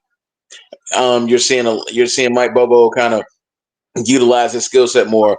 Like I said, like straight runs, RPOs, bootlegs. Mike Bobo's he has a quarterback that he can actually execute this offense to without any qualms, without any worry. And I think you're seeing that a lot more with this Georgia team. If the defense can play like they did in that fourth quarter, like late in that fourth quarter against Ole Miss, if they could string that out like more consistently, you got something. You really have something if they can stretch out consistent play like that on the defense. But I'm looking at like a Georgia. I'm looking at like a Tennessee. I'm looking at like a who else is out there as far as like an at large. There's a few other teams. There's a few other teams out there that I'm looking at as far as like at larges. Well, I mean, Notre Dame. Notre Dame's not in the conference, so obviously them. Just there are teams that are out there that don't need to win the conference to make noise. And like I said, Georgia's one of those teams that they don't need to win the conference, and if they can get into the playoff, they can make noise. I think they've pretty much. I think like College Game Day and ESPN have pretty much dubbed them the most resilient team in college football, and I don't think there could be a truer statement. I don't think they need to win the SEC championship. As a matter of fact, I'm hoping that Alabama, although they're running the gauntlet the next couple of weeks, like I said, there's a lot of SEC teams running gauntlets. Alabama next week, if you really want me to think it, look, they have South Carolina next week, then LSU, Oklahoma, then Eastern Illinois, and then we all know, regardless of the record, the Iron Bowl is going to be the Iron Bowl. Exactly. So, yeah, I believe that they can, yeah. And then Texas A&M, let's see what they have LSU next week, then Mizzou, then South Carolina, Samford, then Texas, the Battle of Texas. So a lot of SEC teams are running the gauntlet next couple of weeks. So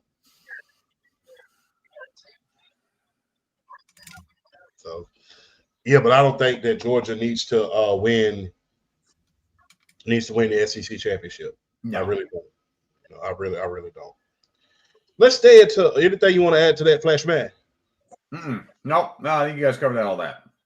All right, let's stay in college. Is the fall of Bill Belichick as of right now? I do stress as of right now. Is it surprising or not at this point? Because I really don't think it's a fall. I just believe that he doesn't have this clause in the program. Now, look, at the same time, where there's smoke, there's fire. And if all of this stuff keeps going the way it's going, you keep hearing about buyouts and stuff like that. And stuff like that, you got to ask yourself what's going on. Because, yeah, I mean, you keep hearing about assistant coaches kind of looking out for themselves. It's kind of like every man for himself in Chapel Hill. And you got to ask yourself, is there any validity to these stories at a certain point? It's like, is there any validity to these stories or what? So I'd love to know you guys' opinion about that. How do I put this? All right, I guess I will put it. I will respond in the form of a question, and this is coming from a Patriots fan, so I want to get the opinion of non-Patriots fans. The farther and farther away we get from the Brady Belichick era, is it becoming more apparent that it was more Brady than Belichick? It's becoming more apparent. And also, I got to ask yourself this. Look, that first year, I always say this. I always go back to his first year anywhere. It wasn't very good. First year in Cleveland was not very good. First year in New England wasn't very good. Remember, there was rumors about him getting fired his second year. Yeah. In New England. He went 5-11 his first year. Drew Bledsoe, he's a Pro Bowl quarterback. Yeah. And there was rumors about him getting fired within his second year. I mean, let's just keep it all the way a buck. It was like, if he don't make playoffs this year, he might get fired. So I don't look. I also look at the last couple of years in New England and just the utter stupidity of stuff that he was doing. You know, I mean, when you put too much faith in the system eventually turns against you. And it's really not the system, it's the players. I mean, if you really want me to be honest with you, Bill Belichick was the better version of Tom Landry, if you ask me. And he always believed in the system. That whole do your job was, was Tom Landry-esque. Yes. So, yeah, you got to ask yourself what's going to happen with that. So, hey. Is he built for the college game? Is he built for today's game at all? Because the thing is, look, I'll say this. Back when he was at New England, he also had Brady, but he also had an advantage with it when it came to Brady at a certain point. It's that because he always could say, if my quarterback is taking less money, if my quarterback is doing this, he's winning Super Bowls, he's doing this, what the hell makes you think I'm going to break the bank for you? Well, now you don't have – look, let's just be real. Now you don't have that selflessness in sports anymore. You don't have that selflessness in sports. Guys willing to take a couple pay cuts, keep a couple players around, and, I'm going to take a little bit of less money knowing that I need these damn players. Because, quite frankly, a lot of these quarterbacks, they know they need these damn players, but they still don't want to take a pay cut. No. So, yeah. And the Patriot way died with Tom Brady, much like the Spurs way with Greg Popovich died with Tim Duncan. So, and I believe that we're going to see something. I believe as the Aces go along, I hate to bring up the W, but if they're not able to re-sign a lot of their players, I believe if the Aces go along, they just keep riding Asia Wilson the way it is, it's eventually going to end up that way there as well. Yeah. So yeah, I mean, it's the Patriot way. And like I said, these guys that are coming in now, it's about branding deals. It's about getting your money. It's not always about football. College, to its credit, the reason why all of us loved it, because, well, even college and high school, I would say, it was the last pure that was quote unquote, not corrupted by the money, not corrupted by the branding. It's like I've always said, like, look, I understand all these players are getting paid under the table. I just would like to go back to the days of ignorance. Yeah. That's it. So that's why people loved it, because it's just like, hey, yes, you know, I know these guys getting paid, but it's pure. And the coaches had the power. Let's just be perfectly honest. Coach cut your ass. That was it. Yes, you know, that's very true. Cut your ass. That was it. It was like, what no ifs, ands, or buts about it. Wasn't no you going all over the place to you and make trouble every damn where else until somebody figures out you were a bad guy. It was, hey, if he cuts you, you out. But, you know, now coaches don't have as much power. These players are having more branding deals and stuff like that. It's getting to the point where now it's just like, you know, you have to be able to relate to these young players that are thinking about this Lamborghini that he's going to drive when he get out of practice rather than his assignment at this point. Yeah. Yeah, so, it sounds silly, but you're right. I mean, and because in New England, you didn't have to worry about that. People came there to win championships. Well, and you know, people came there to win championships. And when you're winning championships, people are quick to kind of fall in line. It's like, hey, yeah, nobody cares when you're winning. And then on top of that, let's just keep it all the way above. At one point, if you wanted a second chance, you could go to the New England Patriots and they'll give you one. Look at what happened with Corey Dillon and Randy Moss. Even Dante Stallworth. Things weren't quite working out in New Orleans. Dante Stallworth. I mean, guys who were kind of troubled elsewhere but kind of found their way. People don't like to talk about this, but Rodney Harrison was kind of troubled when he was out there in San Diego. They called him a dirty player. They called him tough to work with. He became a cornerstone. Yep. So, because you can, when you're that successful of a franchise, it can be justified. Mm-hmm. And I don't think, you know, and again, you made a great point when you had somebody, when Belichick had somebody like Brady that would take pay cuts. You know, it's the thing, like, it doesn't work without. That's why, like, well, was it more Montana or was it Bill Walsh? Was it more? You know, Marino or Shula? Was it more, you know, Jim Kelly or Marv Levy? Marv Levy? Was it more, you know?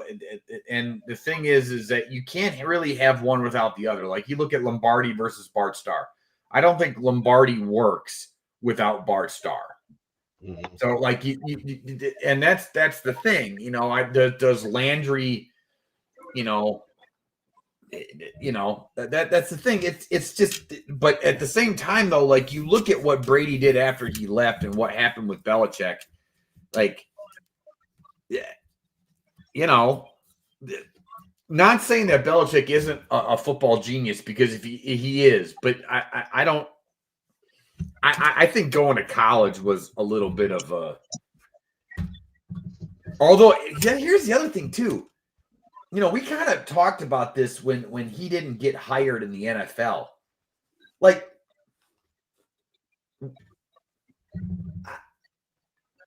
if you're a franchise, are you not going to hire the quote unquote greatest coach of all time? I mean, a huge red flag. I mean, I know he wanted total control and all that kind. I get that, but don't you think it's a little bit of a massive red flag that he didn't get hired at all in the NFL? Like, no owner was willing to give him total control, considering what he did in New England. Cheater, pumpkin eater. Everybody want to talk about cheating, whatever. In the great words of Jesse the Body Ventura, if you ain't cheating, you ain't trying. Everybody wants to look. I'm gonna just be real. There was a lot of teams that was doing a lot of scandals, man. I will say this: there was a lot of this. I don't think people understand this. I think that the Chiefs. I think that the Patriots are just the most recent But there's been a lot of teams that has done a lot of different things in order to try to supplement the try to get around the roof. Remember the Denver Broncos during the 1998 and 1997 and 98 season, they tried to underscore the salary cap by giving extra benefits to Terrell Davis and a lot of the defensive players. Yeah. Y'all know the reason why. I don't think people understand the reason why there's a salary cap. Everybody knows there's a reason why there's a salary cap. I mean, yes, collective bargaining and everything else, but I feel like you're going to bring up something else that I'm not privy because to. Of Eddie DeBartolo. Oh, because of Eddie DeBartolo. Yeah, that's part of it. Yeah, that's very true. Eddie DeBartolo was the reason for salary cap because they would draft players, keep their asses under contract, and they had no incentive in order to leave. He used to host, rumor has it he used to host Christmas parties and give out Rolexes. Yeah, well, but this is okay. When people bring up the cheating thing, I just want to point out, okay, listen to the podcast when Julian Edelman goes on the podcast with Jason Kelsey and Travis Kelsey, and it used to piss off. So Julian Edelman used to use those bright red gloves, okay? Yeah. And he talks about how Belichick hated that. And he always would, because you would wear white gloves or the color of the opposite team, you wear that color if it matched your color, because then it would be harder for the rest to see the hold. And then you literally hear Travis and Jason go, well, son of a bitch, or Jason Kelsey go, well, why didn't I think of that? Of course that makes sense. These guys are all trying to gain just a little bit of edge. It doesn't matter, and they're all trying to cheat. They all are. They get a little bit of edge, skirt the rules a little bit. It just is what it is. It's what's happened all the time. And I'm sorry, you can't cheat your way into 7 titles. You can't. You can't. You can't. You just can't. I'm sorry. You just can't. Especially when everybody else is cheating too. It's just like it'd be like getting mad at Mark McGuire and Sammy Sosa. Well, those guys were on steroids. So was everybody else. Exactly. That's why I still feel like to this day they need to let that air, the players in that area, they need to start letting them in, because you're worried about the hitters.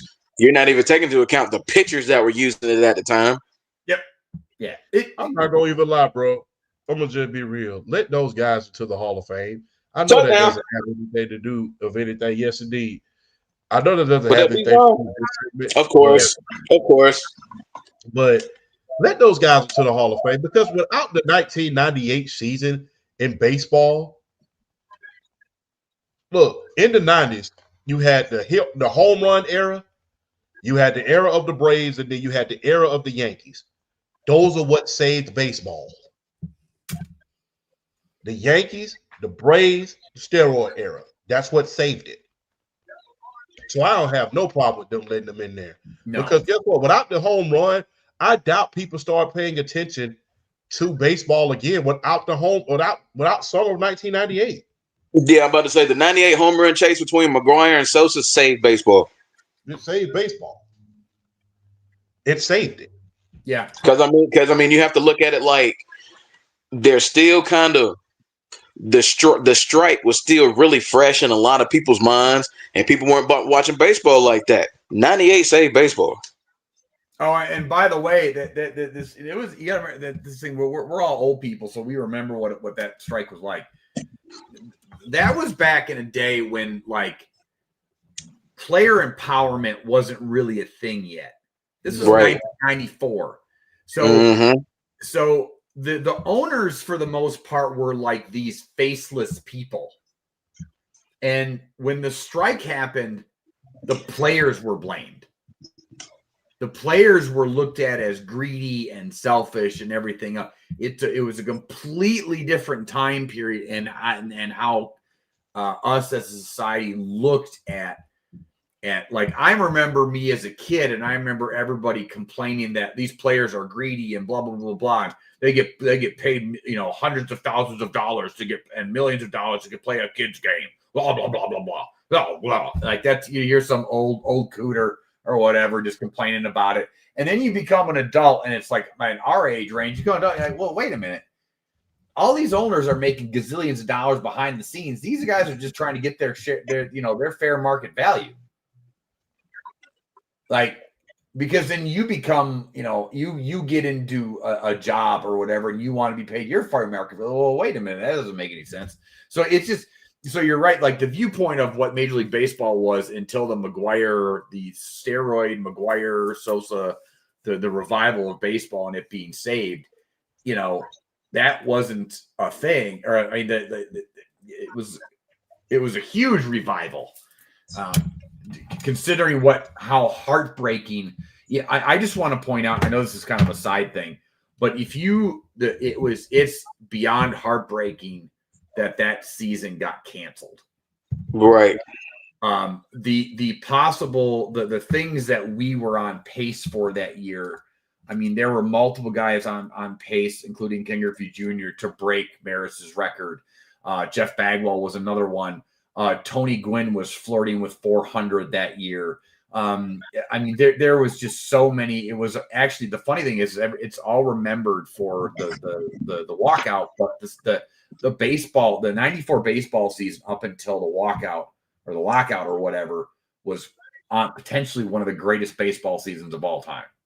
There was one part about that season, even with me being a Braves fan, there was one part about that season I hated we didn't get to see go into fruition that I really wanted to see. The 1994 Montreal Expos. Yes. Yep. That's another one. The 1994 Montreal Expos were loaded. This was Larry Walker. This was Moises Alou. This was Pedro Martinez. They were loaded, like making a legit run. And the strike just wiped it out, killed it. I'm just like, man, what could have been had the Montreal Expos had won the World Series that year? What could have been? You know what? What's so funny about what you said? There's a documentary coming out about who killed the Montreal Expos. Mm-hmm. Yes. I cannot wait to see that documentary. Granted, compared to y'all's knowledge about baseball, I'm a casual because, like I said, it's either Braves or bust for me. But I cannot wait to see that because I'm like, man, whatever happened to that damn team? Because that team was that team. That I seriously think, as good as the Braves were, Montreal could have beaten them. Their opening day starters were Moises Alou, Sean Berry, Will Cordero, Darren Fletcher, Cliff Floyd, who was a great outfielder, by the way. Underrated. Marquise Grissom, Mike Lansing, Pedro Martinez, and Larry Walker. Was Jesus Christ. Yeah, like here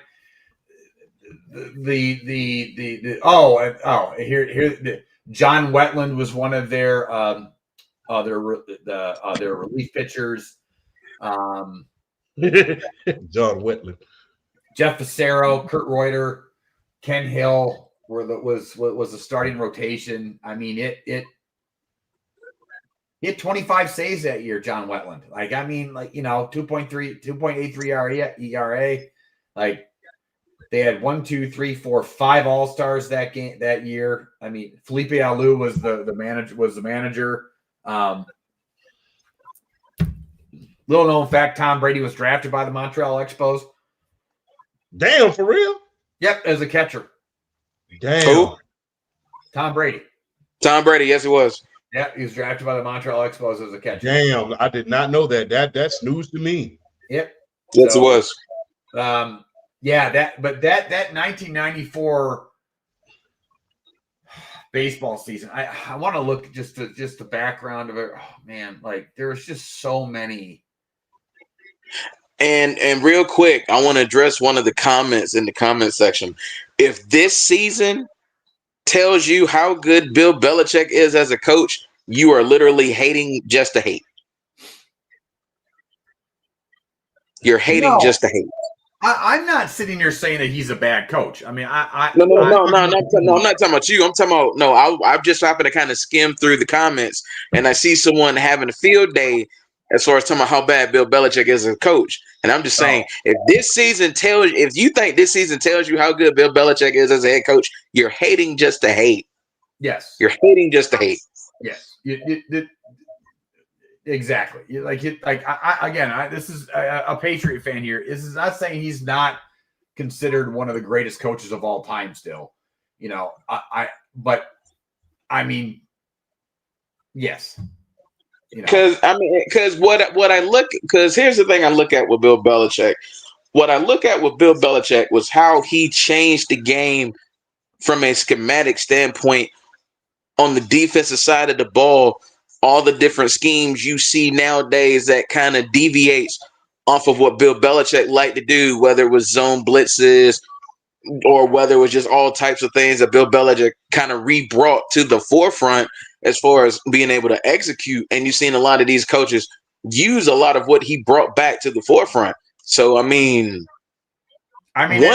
one season at North Carolina isn't exactly the end-all be-all to be like, oh, he sucks as a coach.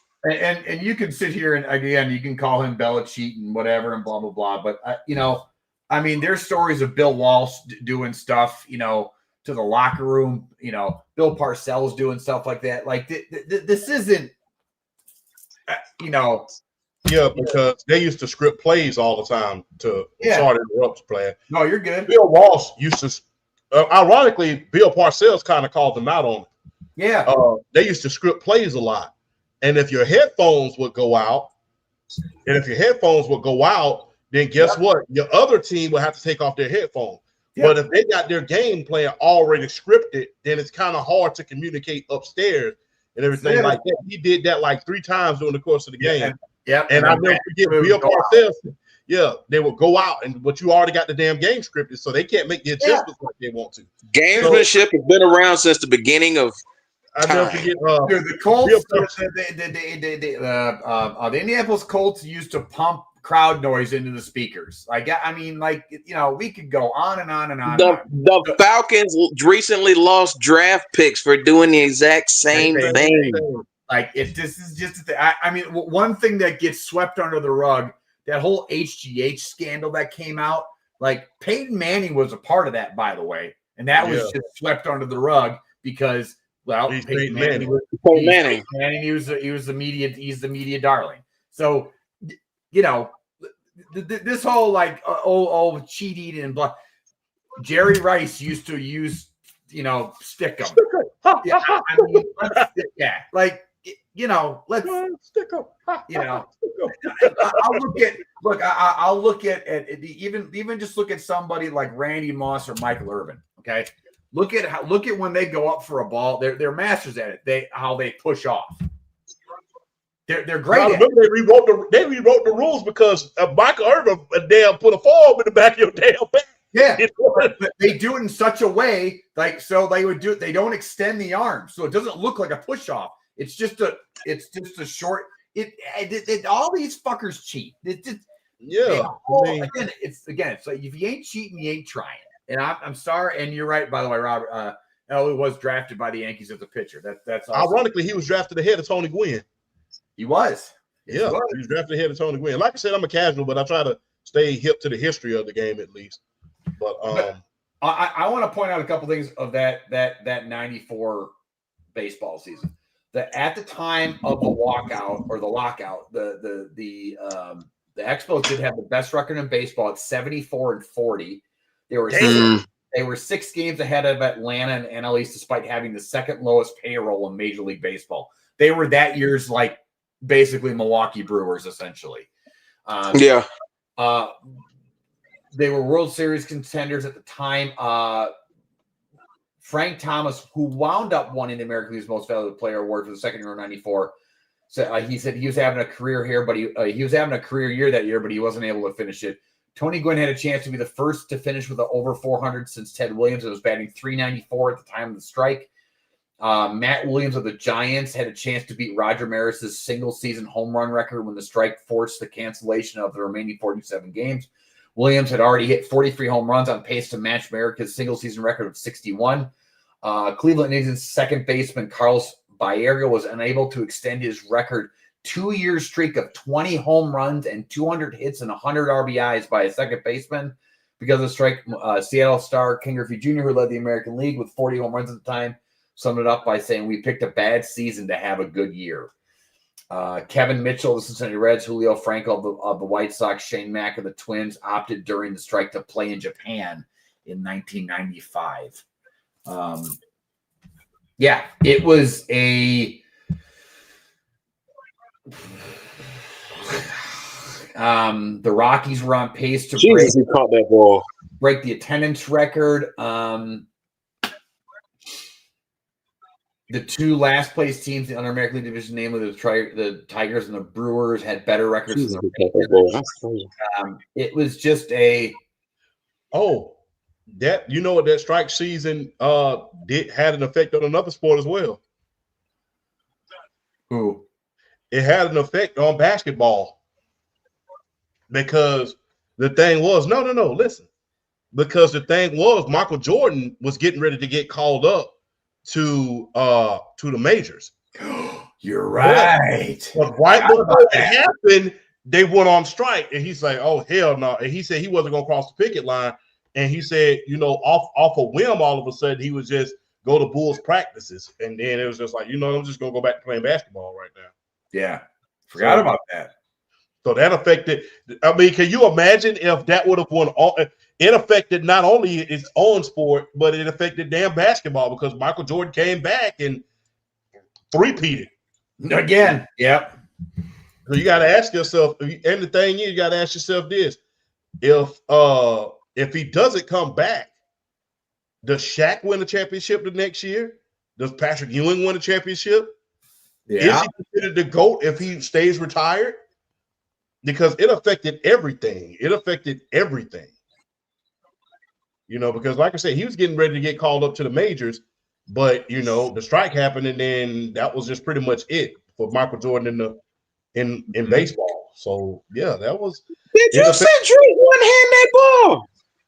Yeah, he one-handed it. Drake London is a great one, man. This is a question that I have for you guys. Since we're on baseball, man, let's go ahead and just transition right on into it, man. Okay. What does the sweep of the Brewers by the Dodgers mean for the upcoming CBA? Does it need a salary cap? Good God, yes, baseball needs a salary cap. What are we even talking about? Baseball's needed a salary cap for years. We need a salary cap and a salary floor. And a salary floor. It can't just be one or the other. And these deferred contracts have got to stop. This whole bullshit where the Dodgers get to pay Ohtani $2 million a year just to skirt all the charges and stuff like that. The amount of anger that I have towards that Dodger team is insane. Now, don't get me wrong.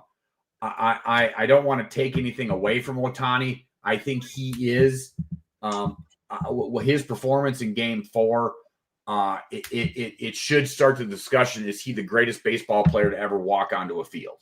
He's the greatest talent. He's still not the greatest player. He's the greatest talent. I think it should be starting the discussion: is he the greatest player? Like, he's in the talk. There's no other player in history besides maybe that could throw 6 shutout innings and then hit 3 home runs in the same game. That's why I say he's the greatest talent. So then, who's the greatest? When I look at greatest player, I still want to put some accolades and some accomplishments behind that. Yeah, no, I don't disagree. I'm not saying he is. I'm saying it starts the conversation. Oh yeah, no, I mean, yeah, no, that's what's no. I think he's already the most. I think he's already the greatest talent to put on a uniform. I don't think that's even close. I think he's the greatest talent ever. When we're talking about the GOAT of the sport, I still think it may start a little bit of convo, but even still, like, put a little more weight behind your name. I mean, and then hear me out. Hear me out. I'm listening. So, all right, 5-time All-Star already. He's got a World Okay. Series title. Okay. 5-time all major league first team. Okay. NLCS MVP just recently this year. 3-time Silver Slugger, 2-time Hank Aaron Award, 2-time home run leader, National League RBI leader last year, part of the 50-50 club. He was for Team Japan, he was World Series Baseball Classic MVP, 2-time All World Baseball Classic team. He's a 3-time Japan Professional Sports Grand Prize I'm assuming the Japan in Japan. He's a 5-time All-Star in Japan. Japan Series champion in 2016, Pacific League MVP, All-Star Game MVP, 3-time Pacific League Best 9, and Pacific League ERA leader. That's a lot of accolades. I mean, if you want to put the international side to it, yeah, but even just the major league, like let's say he wins an MVP, a World Series MVP, and a ring this year. Who do you think is who do you consider the greatest player of all time? Barry Bonds. Okay, I'm gonna bring up Bonds. Bonds is. I think me personally, I think Bonds and Aaron are 1-2, but I put Bonds ahead of Aaron.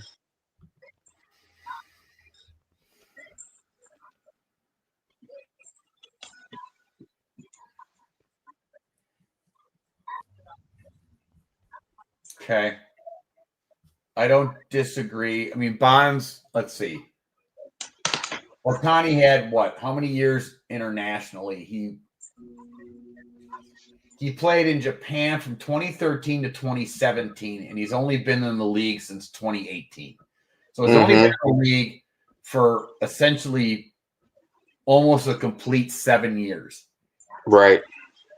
So in 7, let's put this into kind of context here. He's been in the league for 7 years, so he's 31 years old.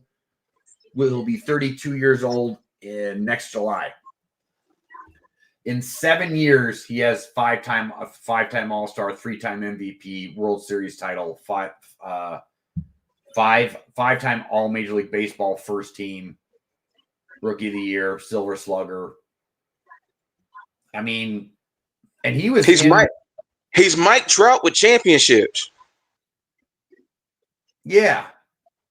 So that's what I'm saying. Like, I think this is like, I think he needs to be thrown in the discussion. And there was a couple of years he was in the Cy Young. Yeah. He had 2 years in Anaheim where he was like definitely in Cy Young talks.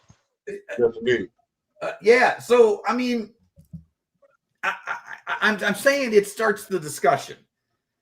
Like who are the greatest players of all time? You're gonna say Barry Bonds. Bonds, Aaron, Mays, Griffey. Ruth is still in the conversation. Andrew Jones. Who? Andrew Jones. Nah, not Andrew. Not Andrew. From a defensive perspective, yes, but not as an overall player. Mantle's in the discussion. Trying to think. I think that would probably be from the position from a positional player. That's probably like you're about at the cutoff. Yeah, that's about it. And I think he deserves to be in that discussion. I think he needs to be grouped in with those people at this point. I can see that. I Look, I want to hate on the Dodgers as much as. This ain't really me hating. This ain't really me hating on the Dodgers. It's just that this generation's ready to give someone the GOAT, give them GOAT status just off the bat, And I'm like, you know what? Yeah, and that's I was in the chat and I was talking with Luis and I was like, greatest talent of all time in baseball, not even close. But I'm looking at guys like Bonds and Griffey and Mays, and they have so many accomplishments and so many records that it just sets them apart from like everybody else. And I think with Ohtani, I think he's the greatest talent ever, but I think I really think it's going to be when he really starts breaking a bunch of these records, and it's coming. I think it's when he really starts to break these records. Then it's going to be like, I think if he starts breaking these records, we can almost just fast forward him to the top once he starts breaking these records. I think, yeah, and that's where I'm saying I think he's in the discussion. I think it needs to start the discussion because I'm looking at Bonds, and Bonds played, from 86 to 2007. Right. That's 20 years of baseball. And so where Ohtani's only got 7. And I'm just looking at the trajectory, and he's already got a World Series ring on top of it. Now you could argue that the Dodgers are loaded and blah, blah, blah, blah. They're going to win it this. It doesn't matter who comes out of the American League. I think the Dodgers are going to beat them. I think so too. Looking at Bonds,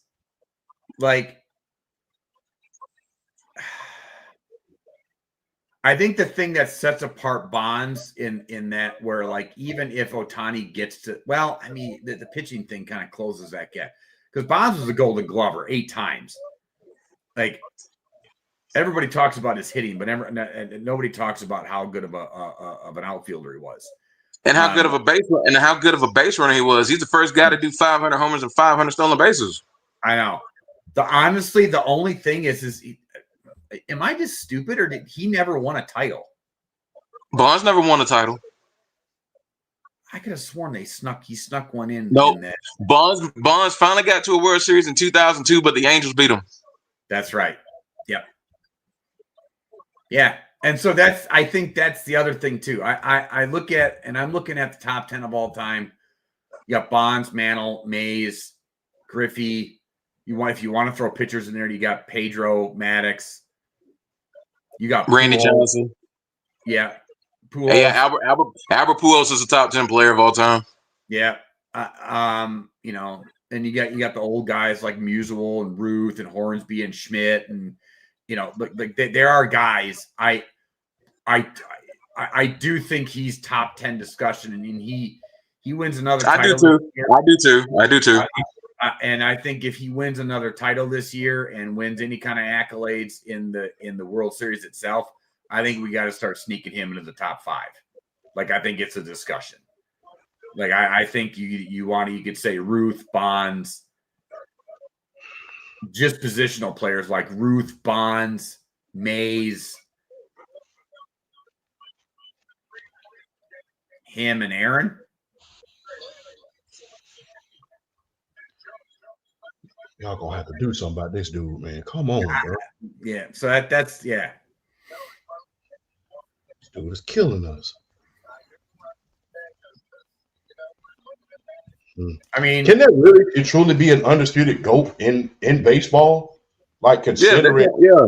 I mean, in my opinion, I've always said that I think that Ruth is the GOAT. Just because of how great of a pitcher he was until he just switched to and just how much better he was than everybody else. And that's why I think Ohtani, because of his pitching ability and his hitting ability, rivals that of Ruth. We haven't seen anything like that since Ruth. It's been 100 years since we've seen something like this. So, but I also look at what Bonds was able to do. In my opinion, the top 3 are Bonds, Mays, and Ruth. Those are my top 3. I think you could, and if you put, I think that I think Mays is somewhere in there, but I think Bonds or Ruth is 1. The only thing that to me, I'll always be biased towards Griffey, but Griffey's injuries in Cincinnati just kind of derailed that. I think if Griffey stays healthy, I think Griffey is in the top 5 all time. Yeah, if he stays healthy. He stays healthy. It was cool as hell to see him in that red uniform too, bro. Yeah. If Griffey stays healthy, he threatens Aaron before Bonds threatened Aaron. Yes. Like that's how good, like yes. And on top of it, he was a better fielder than Bonds too, on top of that. Much better outfielder than Bonds. Yes. And that's saying something because Bonds was a 8-time Gold Glover. So but before Bonds got swole, he was a premier outfielder himself too. Yeah. So right now I think to me the consensus 3 is Bonds, Mays, and Ruth. In my opinion. I because then you're getting to like Teddy Williams, Hank Aaron, Mickey Mantle, but Mantle had knee injuries too. That kind of Mantle was kind of like Griffey, where like Mantle was on the way. I mean, you got DiMaggio in there too. You got to talk about, Ted Williams, Gehrig, but Gehrig and Mantle are the two careers that if Mantle doesn't tear up his knee at Wrigley in the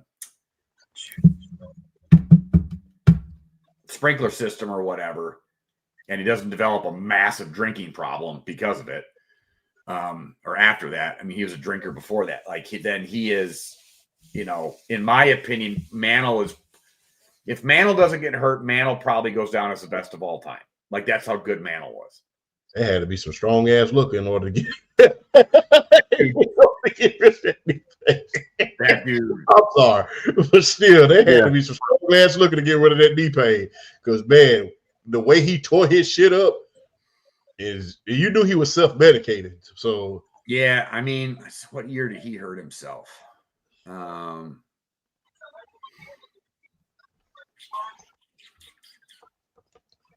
Mickey Mantle. I'm looking. Where did he hurt himself? I thought it was in Wrigley. In 51. That's Mickey Mantle. Game 2 of 1951. World Series. That's when he tore up his knee? Yeah, that's when he tore up his knee. Ugh.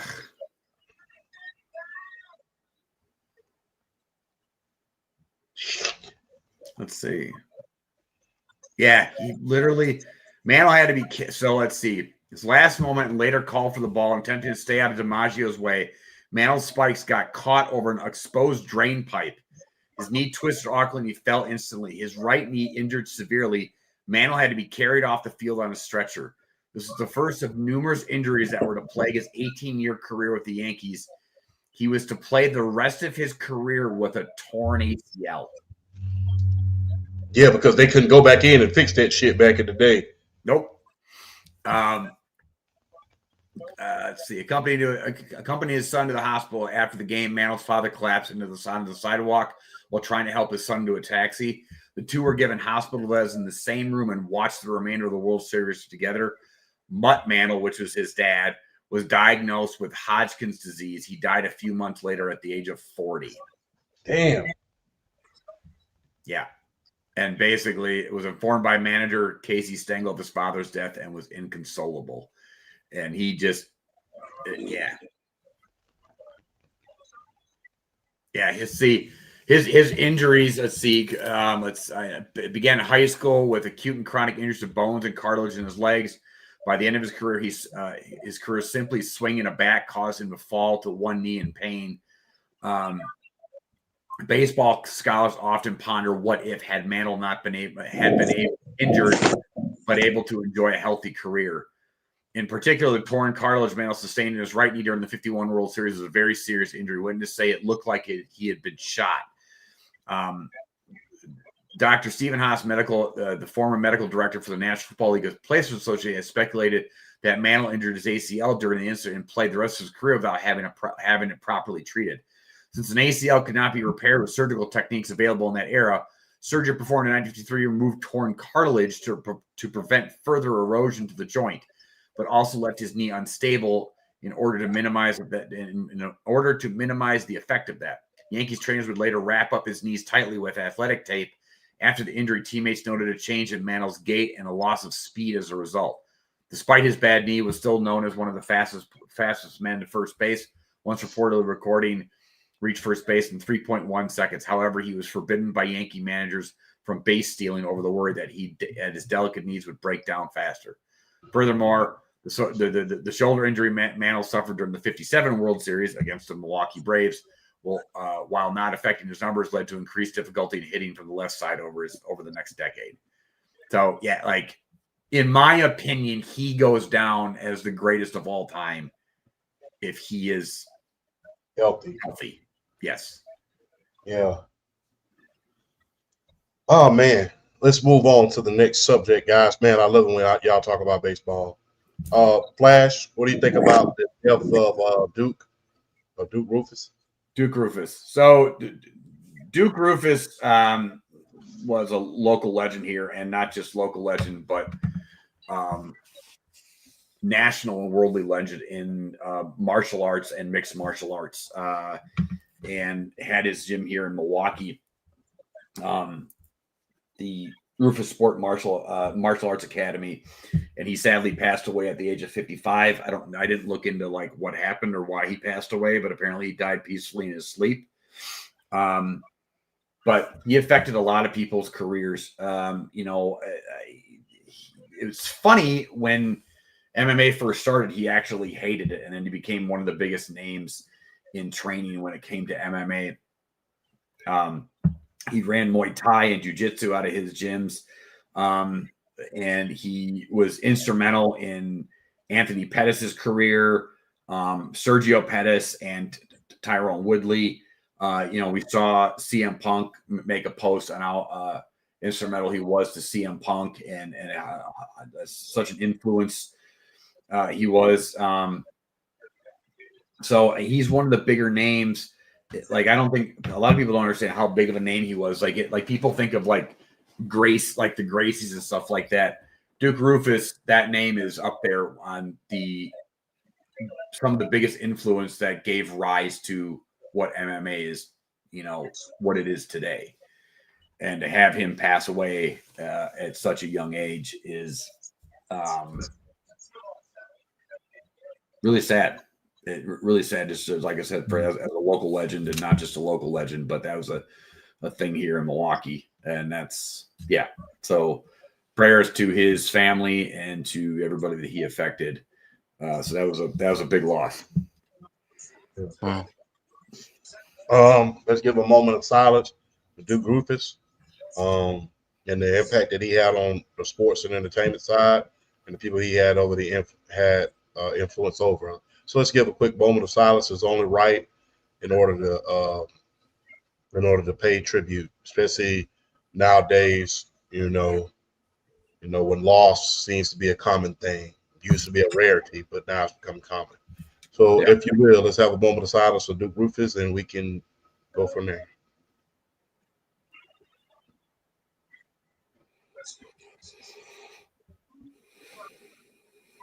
Thank you. Mm-hmm.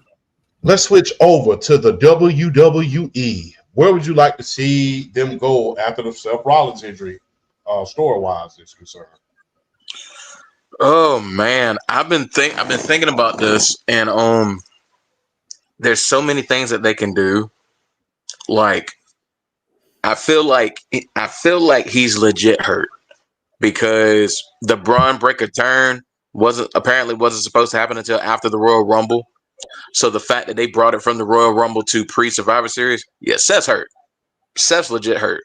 I don't think there's no faking out of this, and I think he's really hurt because from what I've seen, it's rotator cuff, and if it's rotator cuff, it's 6 to 12 months. So yeah, so they had to change up some stuff. The more I think about it, the more we don't need Brock Lesnar coming into the division. I know some people are saying maybe CM Punk. Nah, I don't know. I think this should be Braun Breaker and Bronson Reed time to really come up and establish themselves as like a dominant force, a dominant duo. I don't think they really need nobody. I don't think they need nobody else. I mean, you have the mouthpiece in Heyman. because Heyman's going to go where the opportunity is. And you see two young cats like Bronson Reed and Braun Breaker. Of course, he's going to flock to it.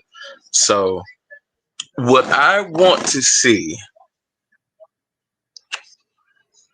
I'm not saying I'm hoping, but what I would like to see is tomorrow on Raw, Seth Rollins be officially stripped of the World Heavyweight title if he's really hurt. They need to tournament this belt. They need to have a tournament for this belt. They need like a good, and not just a quick tournament. They need like a good long 8 to 12 man. Game. Yes, like the game tournament. They need a series. They need a good 8 to 12 man gauntlet on this thing for the World Heavyweight Championship. Like we need to see we need some guys that wouldn't necessarily get an opportunity, even if they don't win a tournament, like get a shot in this thing. And then just kind of build it up from there, going into the stretch run with the Royal Rumble ultimately leading into WrestleMania. I think if done right,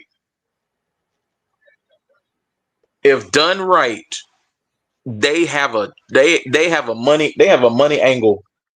They have a money angle with this if it's done right. I really think they should really turn this into a tournament angle for this championship. Could you put Bronson Reed in it? You could put Braun Breaker in it. You got Jay, you got LA Knight, you got Punk. You have you got other guys. If you want to put Dom in this, you can, even though he's Intercontinental Champion. He's obviously a 2-belt champion. You can put Dom in it.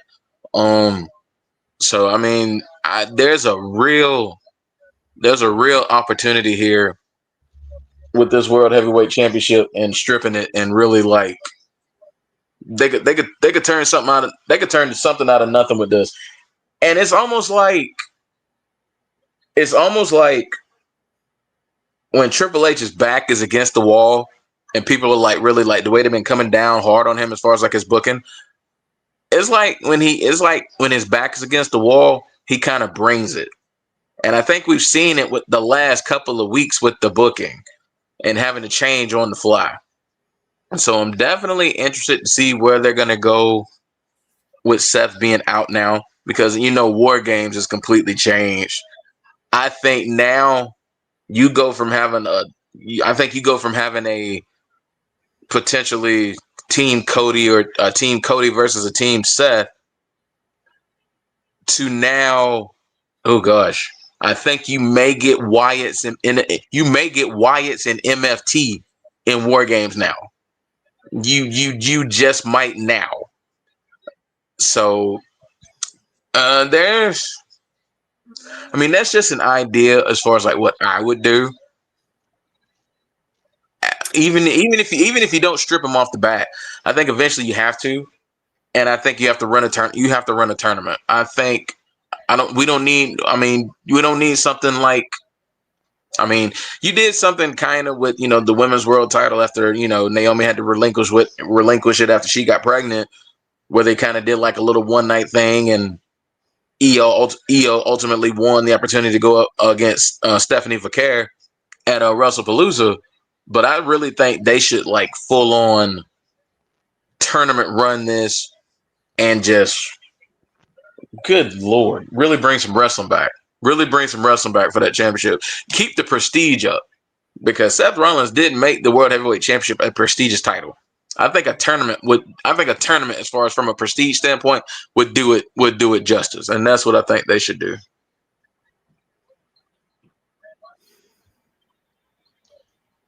Do you think that they should do like they did with Randy Orton after I forget who got hurt? Oh, I know what you're talking about. It was No Mercy. John Cena got hurt. I wouldn't want to do that. John Cena got hurt, and they just awarded the title to Orton. No, I would not do that. They were able to just luck up and get a one night really good angle out of it. I wouldn't do that. That was one hell of an angle, because you had that was what I like to call Triple H night. That was because he wins the title defends it against Umaga, and then loses it in the last man standing match that was supposed to be Orton and Cena, loses it in the match that night. So, yeah. That was, I mean, look, you talk about King of the Rings, you know, Bret Hart, King of the Ring, Stone Cold, King of the Ring. That will go down in history as one of the best 3-night matches in history. You know, that would go down because it was crazy because him and Umaga had a knockdown drag out that day. Yeah, they did. Yeah, and then for him to have to go out there and defend it again in a last man standing match, it was kind of crazy. Yeah, that was definitely a wild angle. That was something that they pulled the rabbit out the hat on that one and made it, but they made it work. They made it work. They made it work. What do you think, Flashman? Well, if the Rollins injury is a legit injury, and I was on the fence at first, but I think if they were to pull this fake injury angle twice in a row, that'd be a little talk about getting shit for booking. I think that would be, you know, that'd be really lazy booking. The thing that I brought up, and I saw this, I don't know who came up with it, but that this was a ploy all along by Punk, and then basically Punk screws over Rollins and takes over as the lead of the division. Which I like that idea on the fly. The Heyman Punk relationship has always been, you know, out of the 3 guys that he's had main relationships with, Rollins, Punk, 4 guys, Rollins, Reigns, Lesnar, Punk, and all 4 of them. The Punk one has always been like who he's been closest to. So I think that's a possibility. The thing that we're a little far away. I want to see. Let's see. 2026.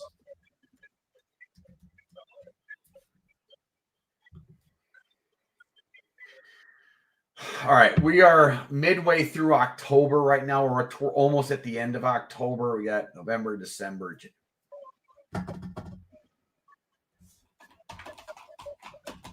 Could we keep the title off of somebody and do 1992 all over again and have the Royal Rumble be for the title? Oh, that's nasty.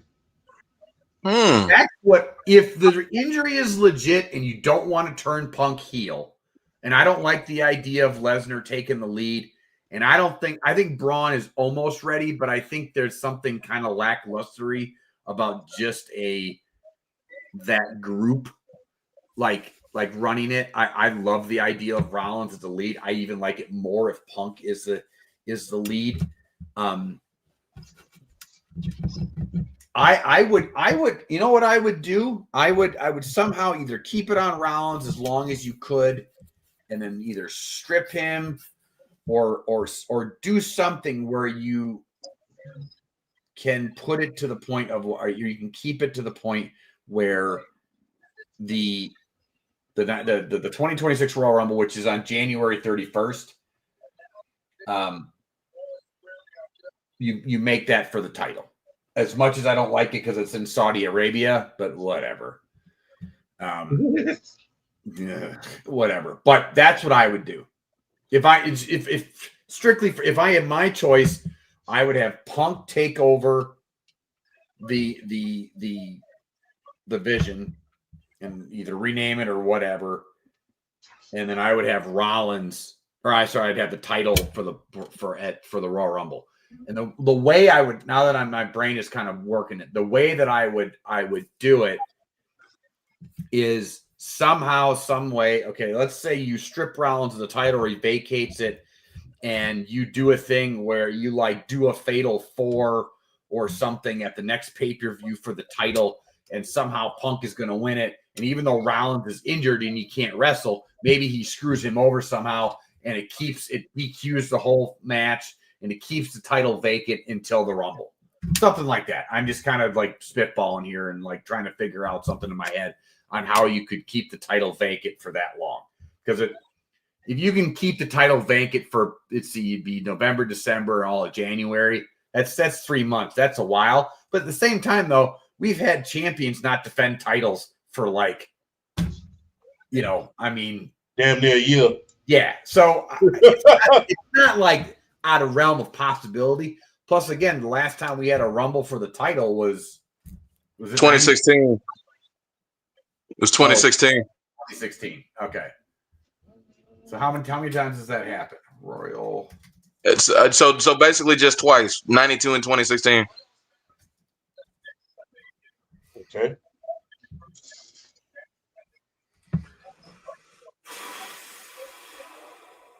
Well, those are the only two I remember. It might be the only two. I think it's the only two.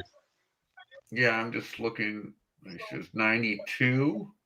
And there have been battle royals there have been battle royals like on TV for the championship, but true Royal Rumbles, I think just those two.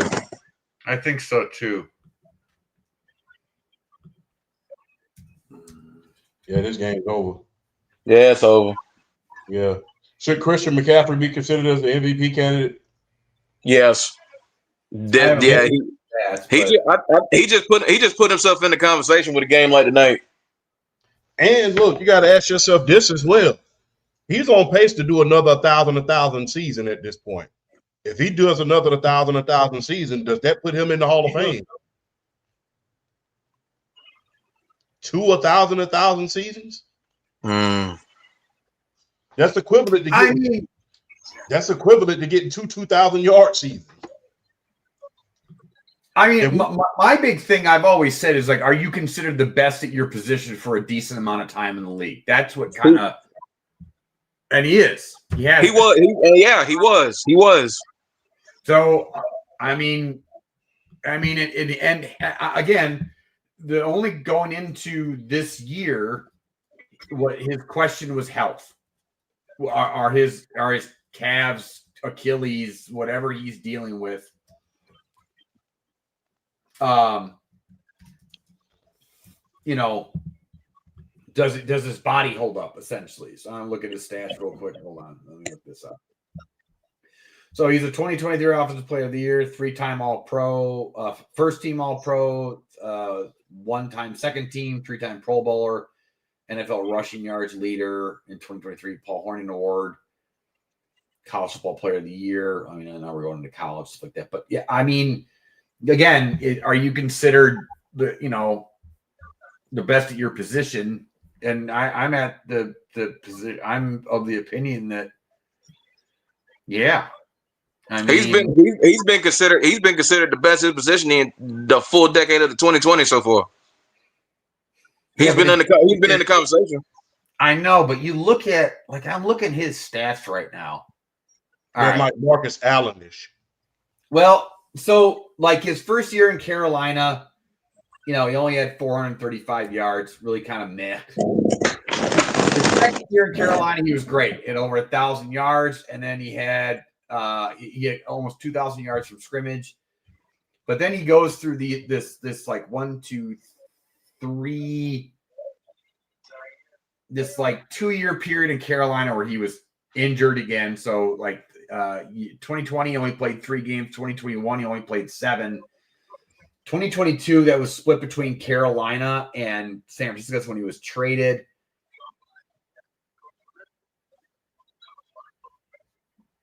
Okay, all right, yeah, he still got 1,200 yards from scrimmage. So still not that great that year. Oh wait, no, he had more than that. So he had almost 2,000 that year yards from scrimmage, 2,000 yards from scrimmage, 2023, and then he had last year where he was hurt, and then this year he is. This is probably not including his stats tonight, and I don't know what his stats tonight are, but he got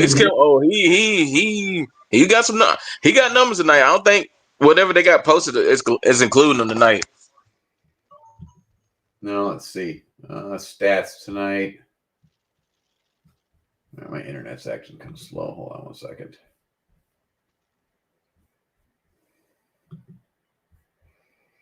Yeah, 114 for 2 touchdowns and then 7 for 72 in receiving. So is he in the discussion? Yeah, as long as he stays healthy and then he keeps going, then yeah, I don't see why not. I mean, you know, and is he a Hall of Famer if he puts up another 2,000 yards from scrimmage? I mean, he had a. Let me go back to it because I'm looking at it right now. That's reading my heads down, ladies and gentlemen.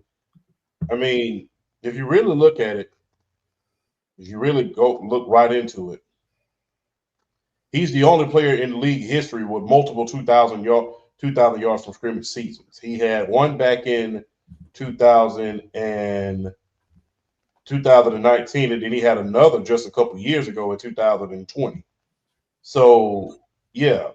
So he had 2,000 yards from scrimmage multiple times and then had 19 yards from scrimmage. So if he get 2,000 yards from scrimmage 3 separate times, I mean, damn, what more do you ask for a Hall of Famer? You know, but like I stated, some of the peak is like Marcus Allen-esque. It's like you see a good year and then you see and then you see another great year, then you like So it's just like, you know, it's kind of like this whole Marcus Allen effect. It's like, damn, and he dropped that damn pass. Damn. They haven't been doing that enough with him. And then Ray McLeod, he's been out, so they sit his ass home. So he's only done. Wait, hold on a second. Oh, he lowered his ass. He has done it twice. Yeah, he's done it twice, so he's gonna pay to do it again this year.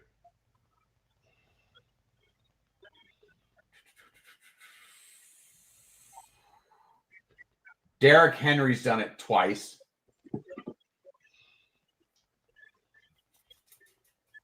Yeah, I think him and Derrick Henry are the only 2 players to do it twice. And Barkley. He did it twice? Barkley did it twice. Barkley did it last year and 2018. Yeah, I was about to say, that was his second year in New York? Yeah. That's the year before he tore his ACL. Right. And then I'm looking here. Let's see. We got to have a talk about this one day about how, you know, the trajectory of Penn State backs have changed in recent memory. Because I remember back when I was a child, you drafted Penn State back. You was asked out in like 2 or 3 years. Marshall Faulk did it 1, 2, 3, 4. Wait, what? Yeah, Marshall Faulk did it like 4 or 5 times. 2000 scrimmage? Yeah. Yeah. He's got second most all time behind Chris Johnson. Chris Johnson has the most all time, 2,509 yards. Marshall Faulk has. This is why when people say who are the greatest running backs of all time, I always bring up Marshall Faulk. Everybody, for some odd reason, just forgets him and how great he was. So, yeah, he did it. Hey, from like 1998 to like 2001, wasn't nobody touching Marshall Faulk. Nope. Nope. Let's see. 1, 2, 3, 4.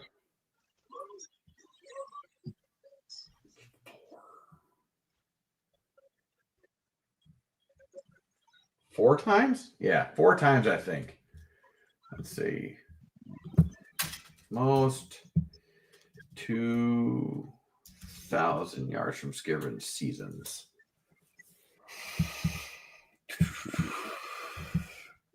Let's see.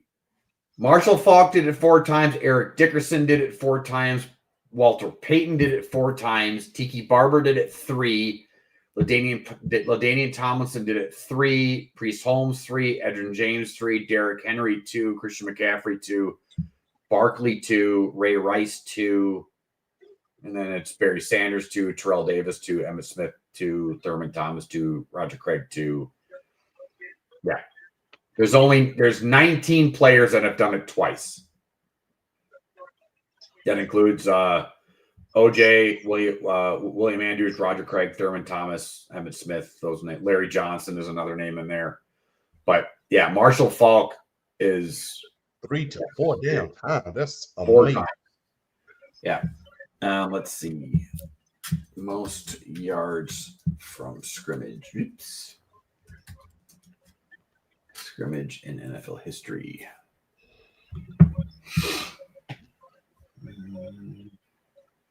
Career.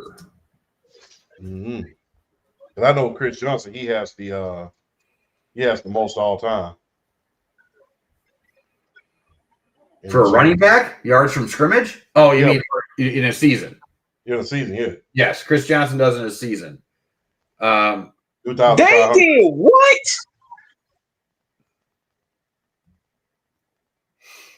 The top 10 players yards from scrimmage all time goes in order. You got Jerry Rice, Emmitt Smith, Walter Payton, Frank Gore, Marshall Faulk, LT, Barry Sanders, Marcus Allen, Larry Fitz, and Curtis Martin. That was a throw. Look, okay, we losing by 10. We get it. They've been beating us up all night. Don't. Come on now. There are no active players right now in the top 40 all time in total yards from scrimmage. Think about that. Not one. Derrick Henry is the closest. He'll probably pass Andre Reed and sneak in there this year, or he will. But other than that, there is nobody. Anybody that would possibly come close.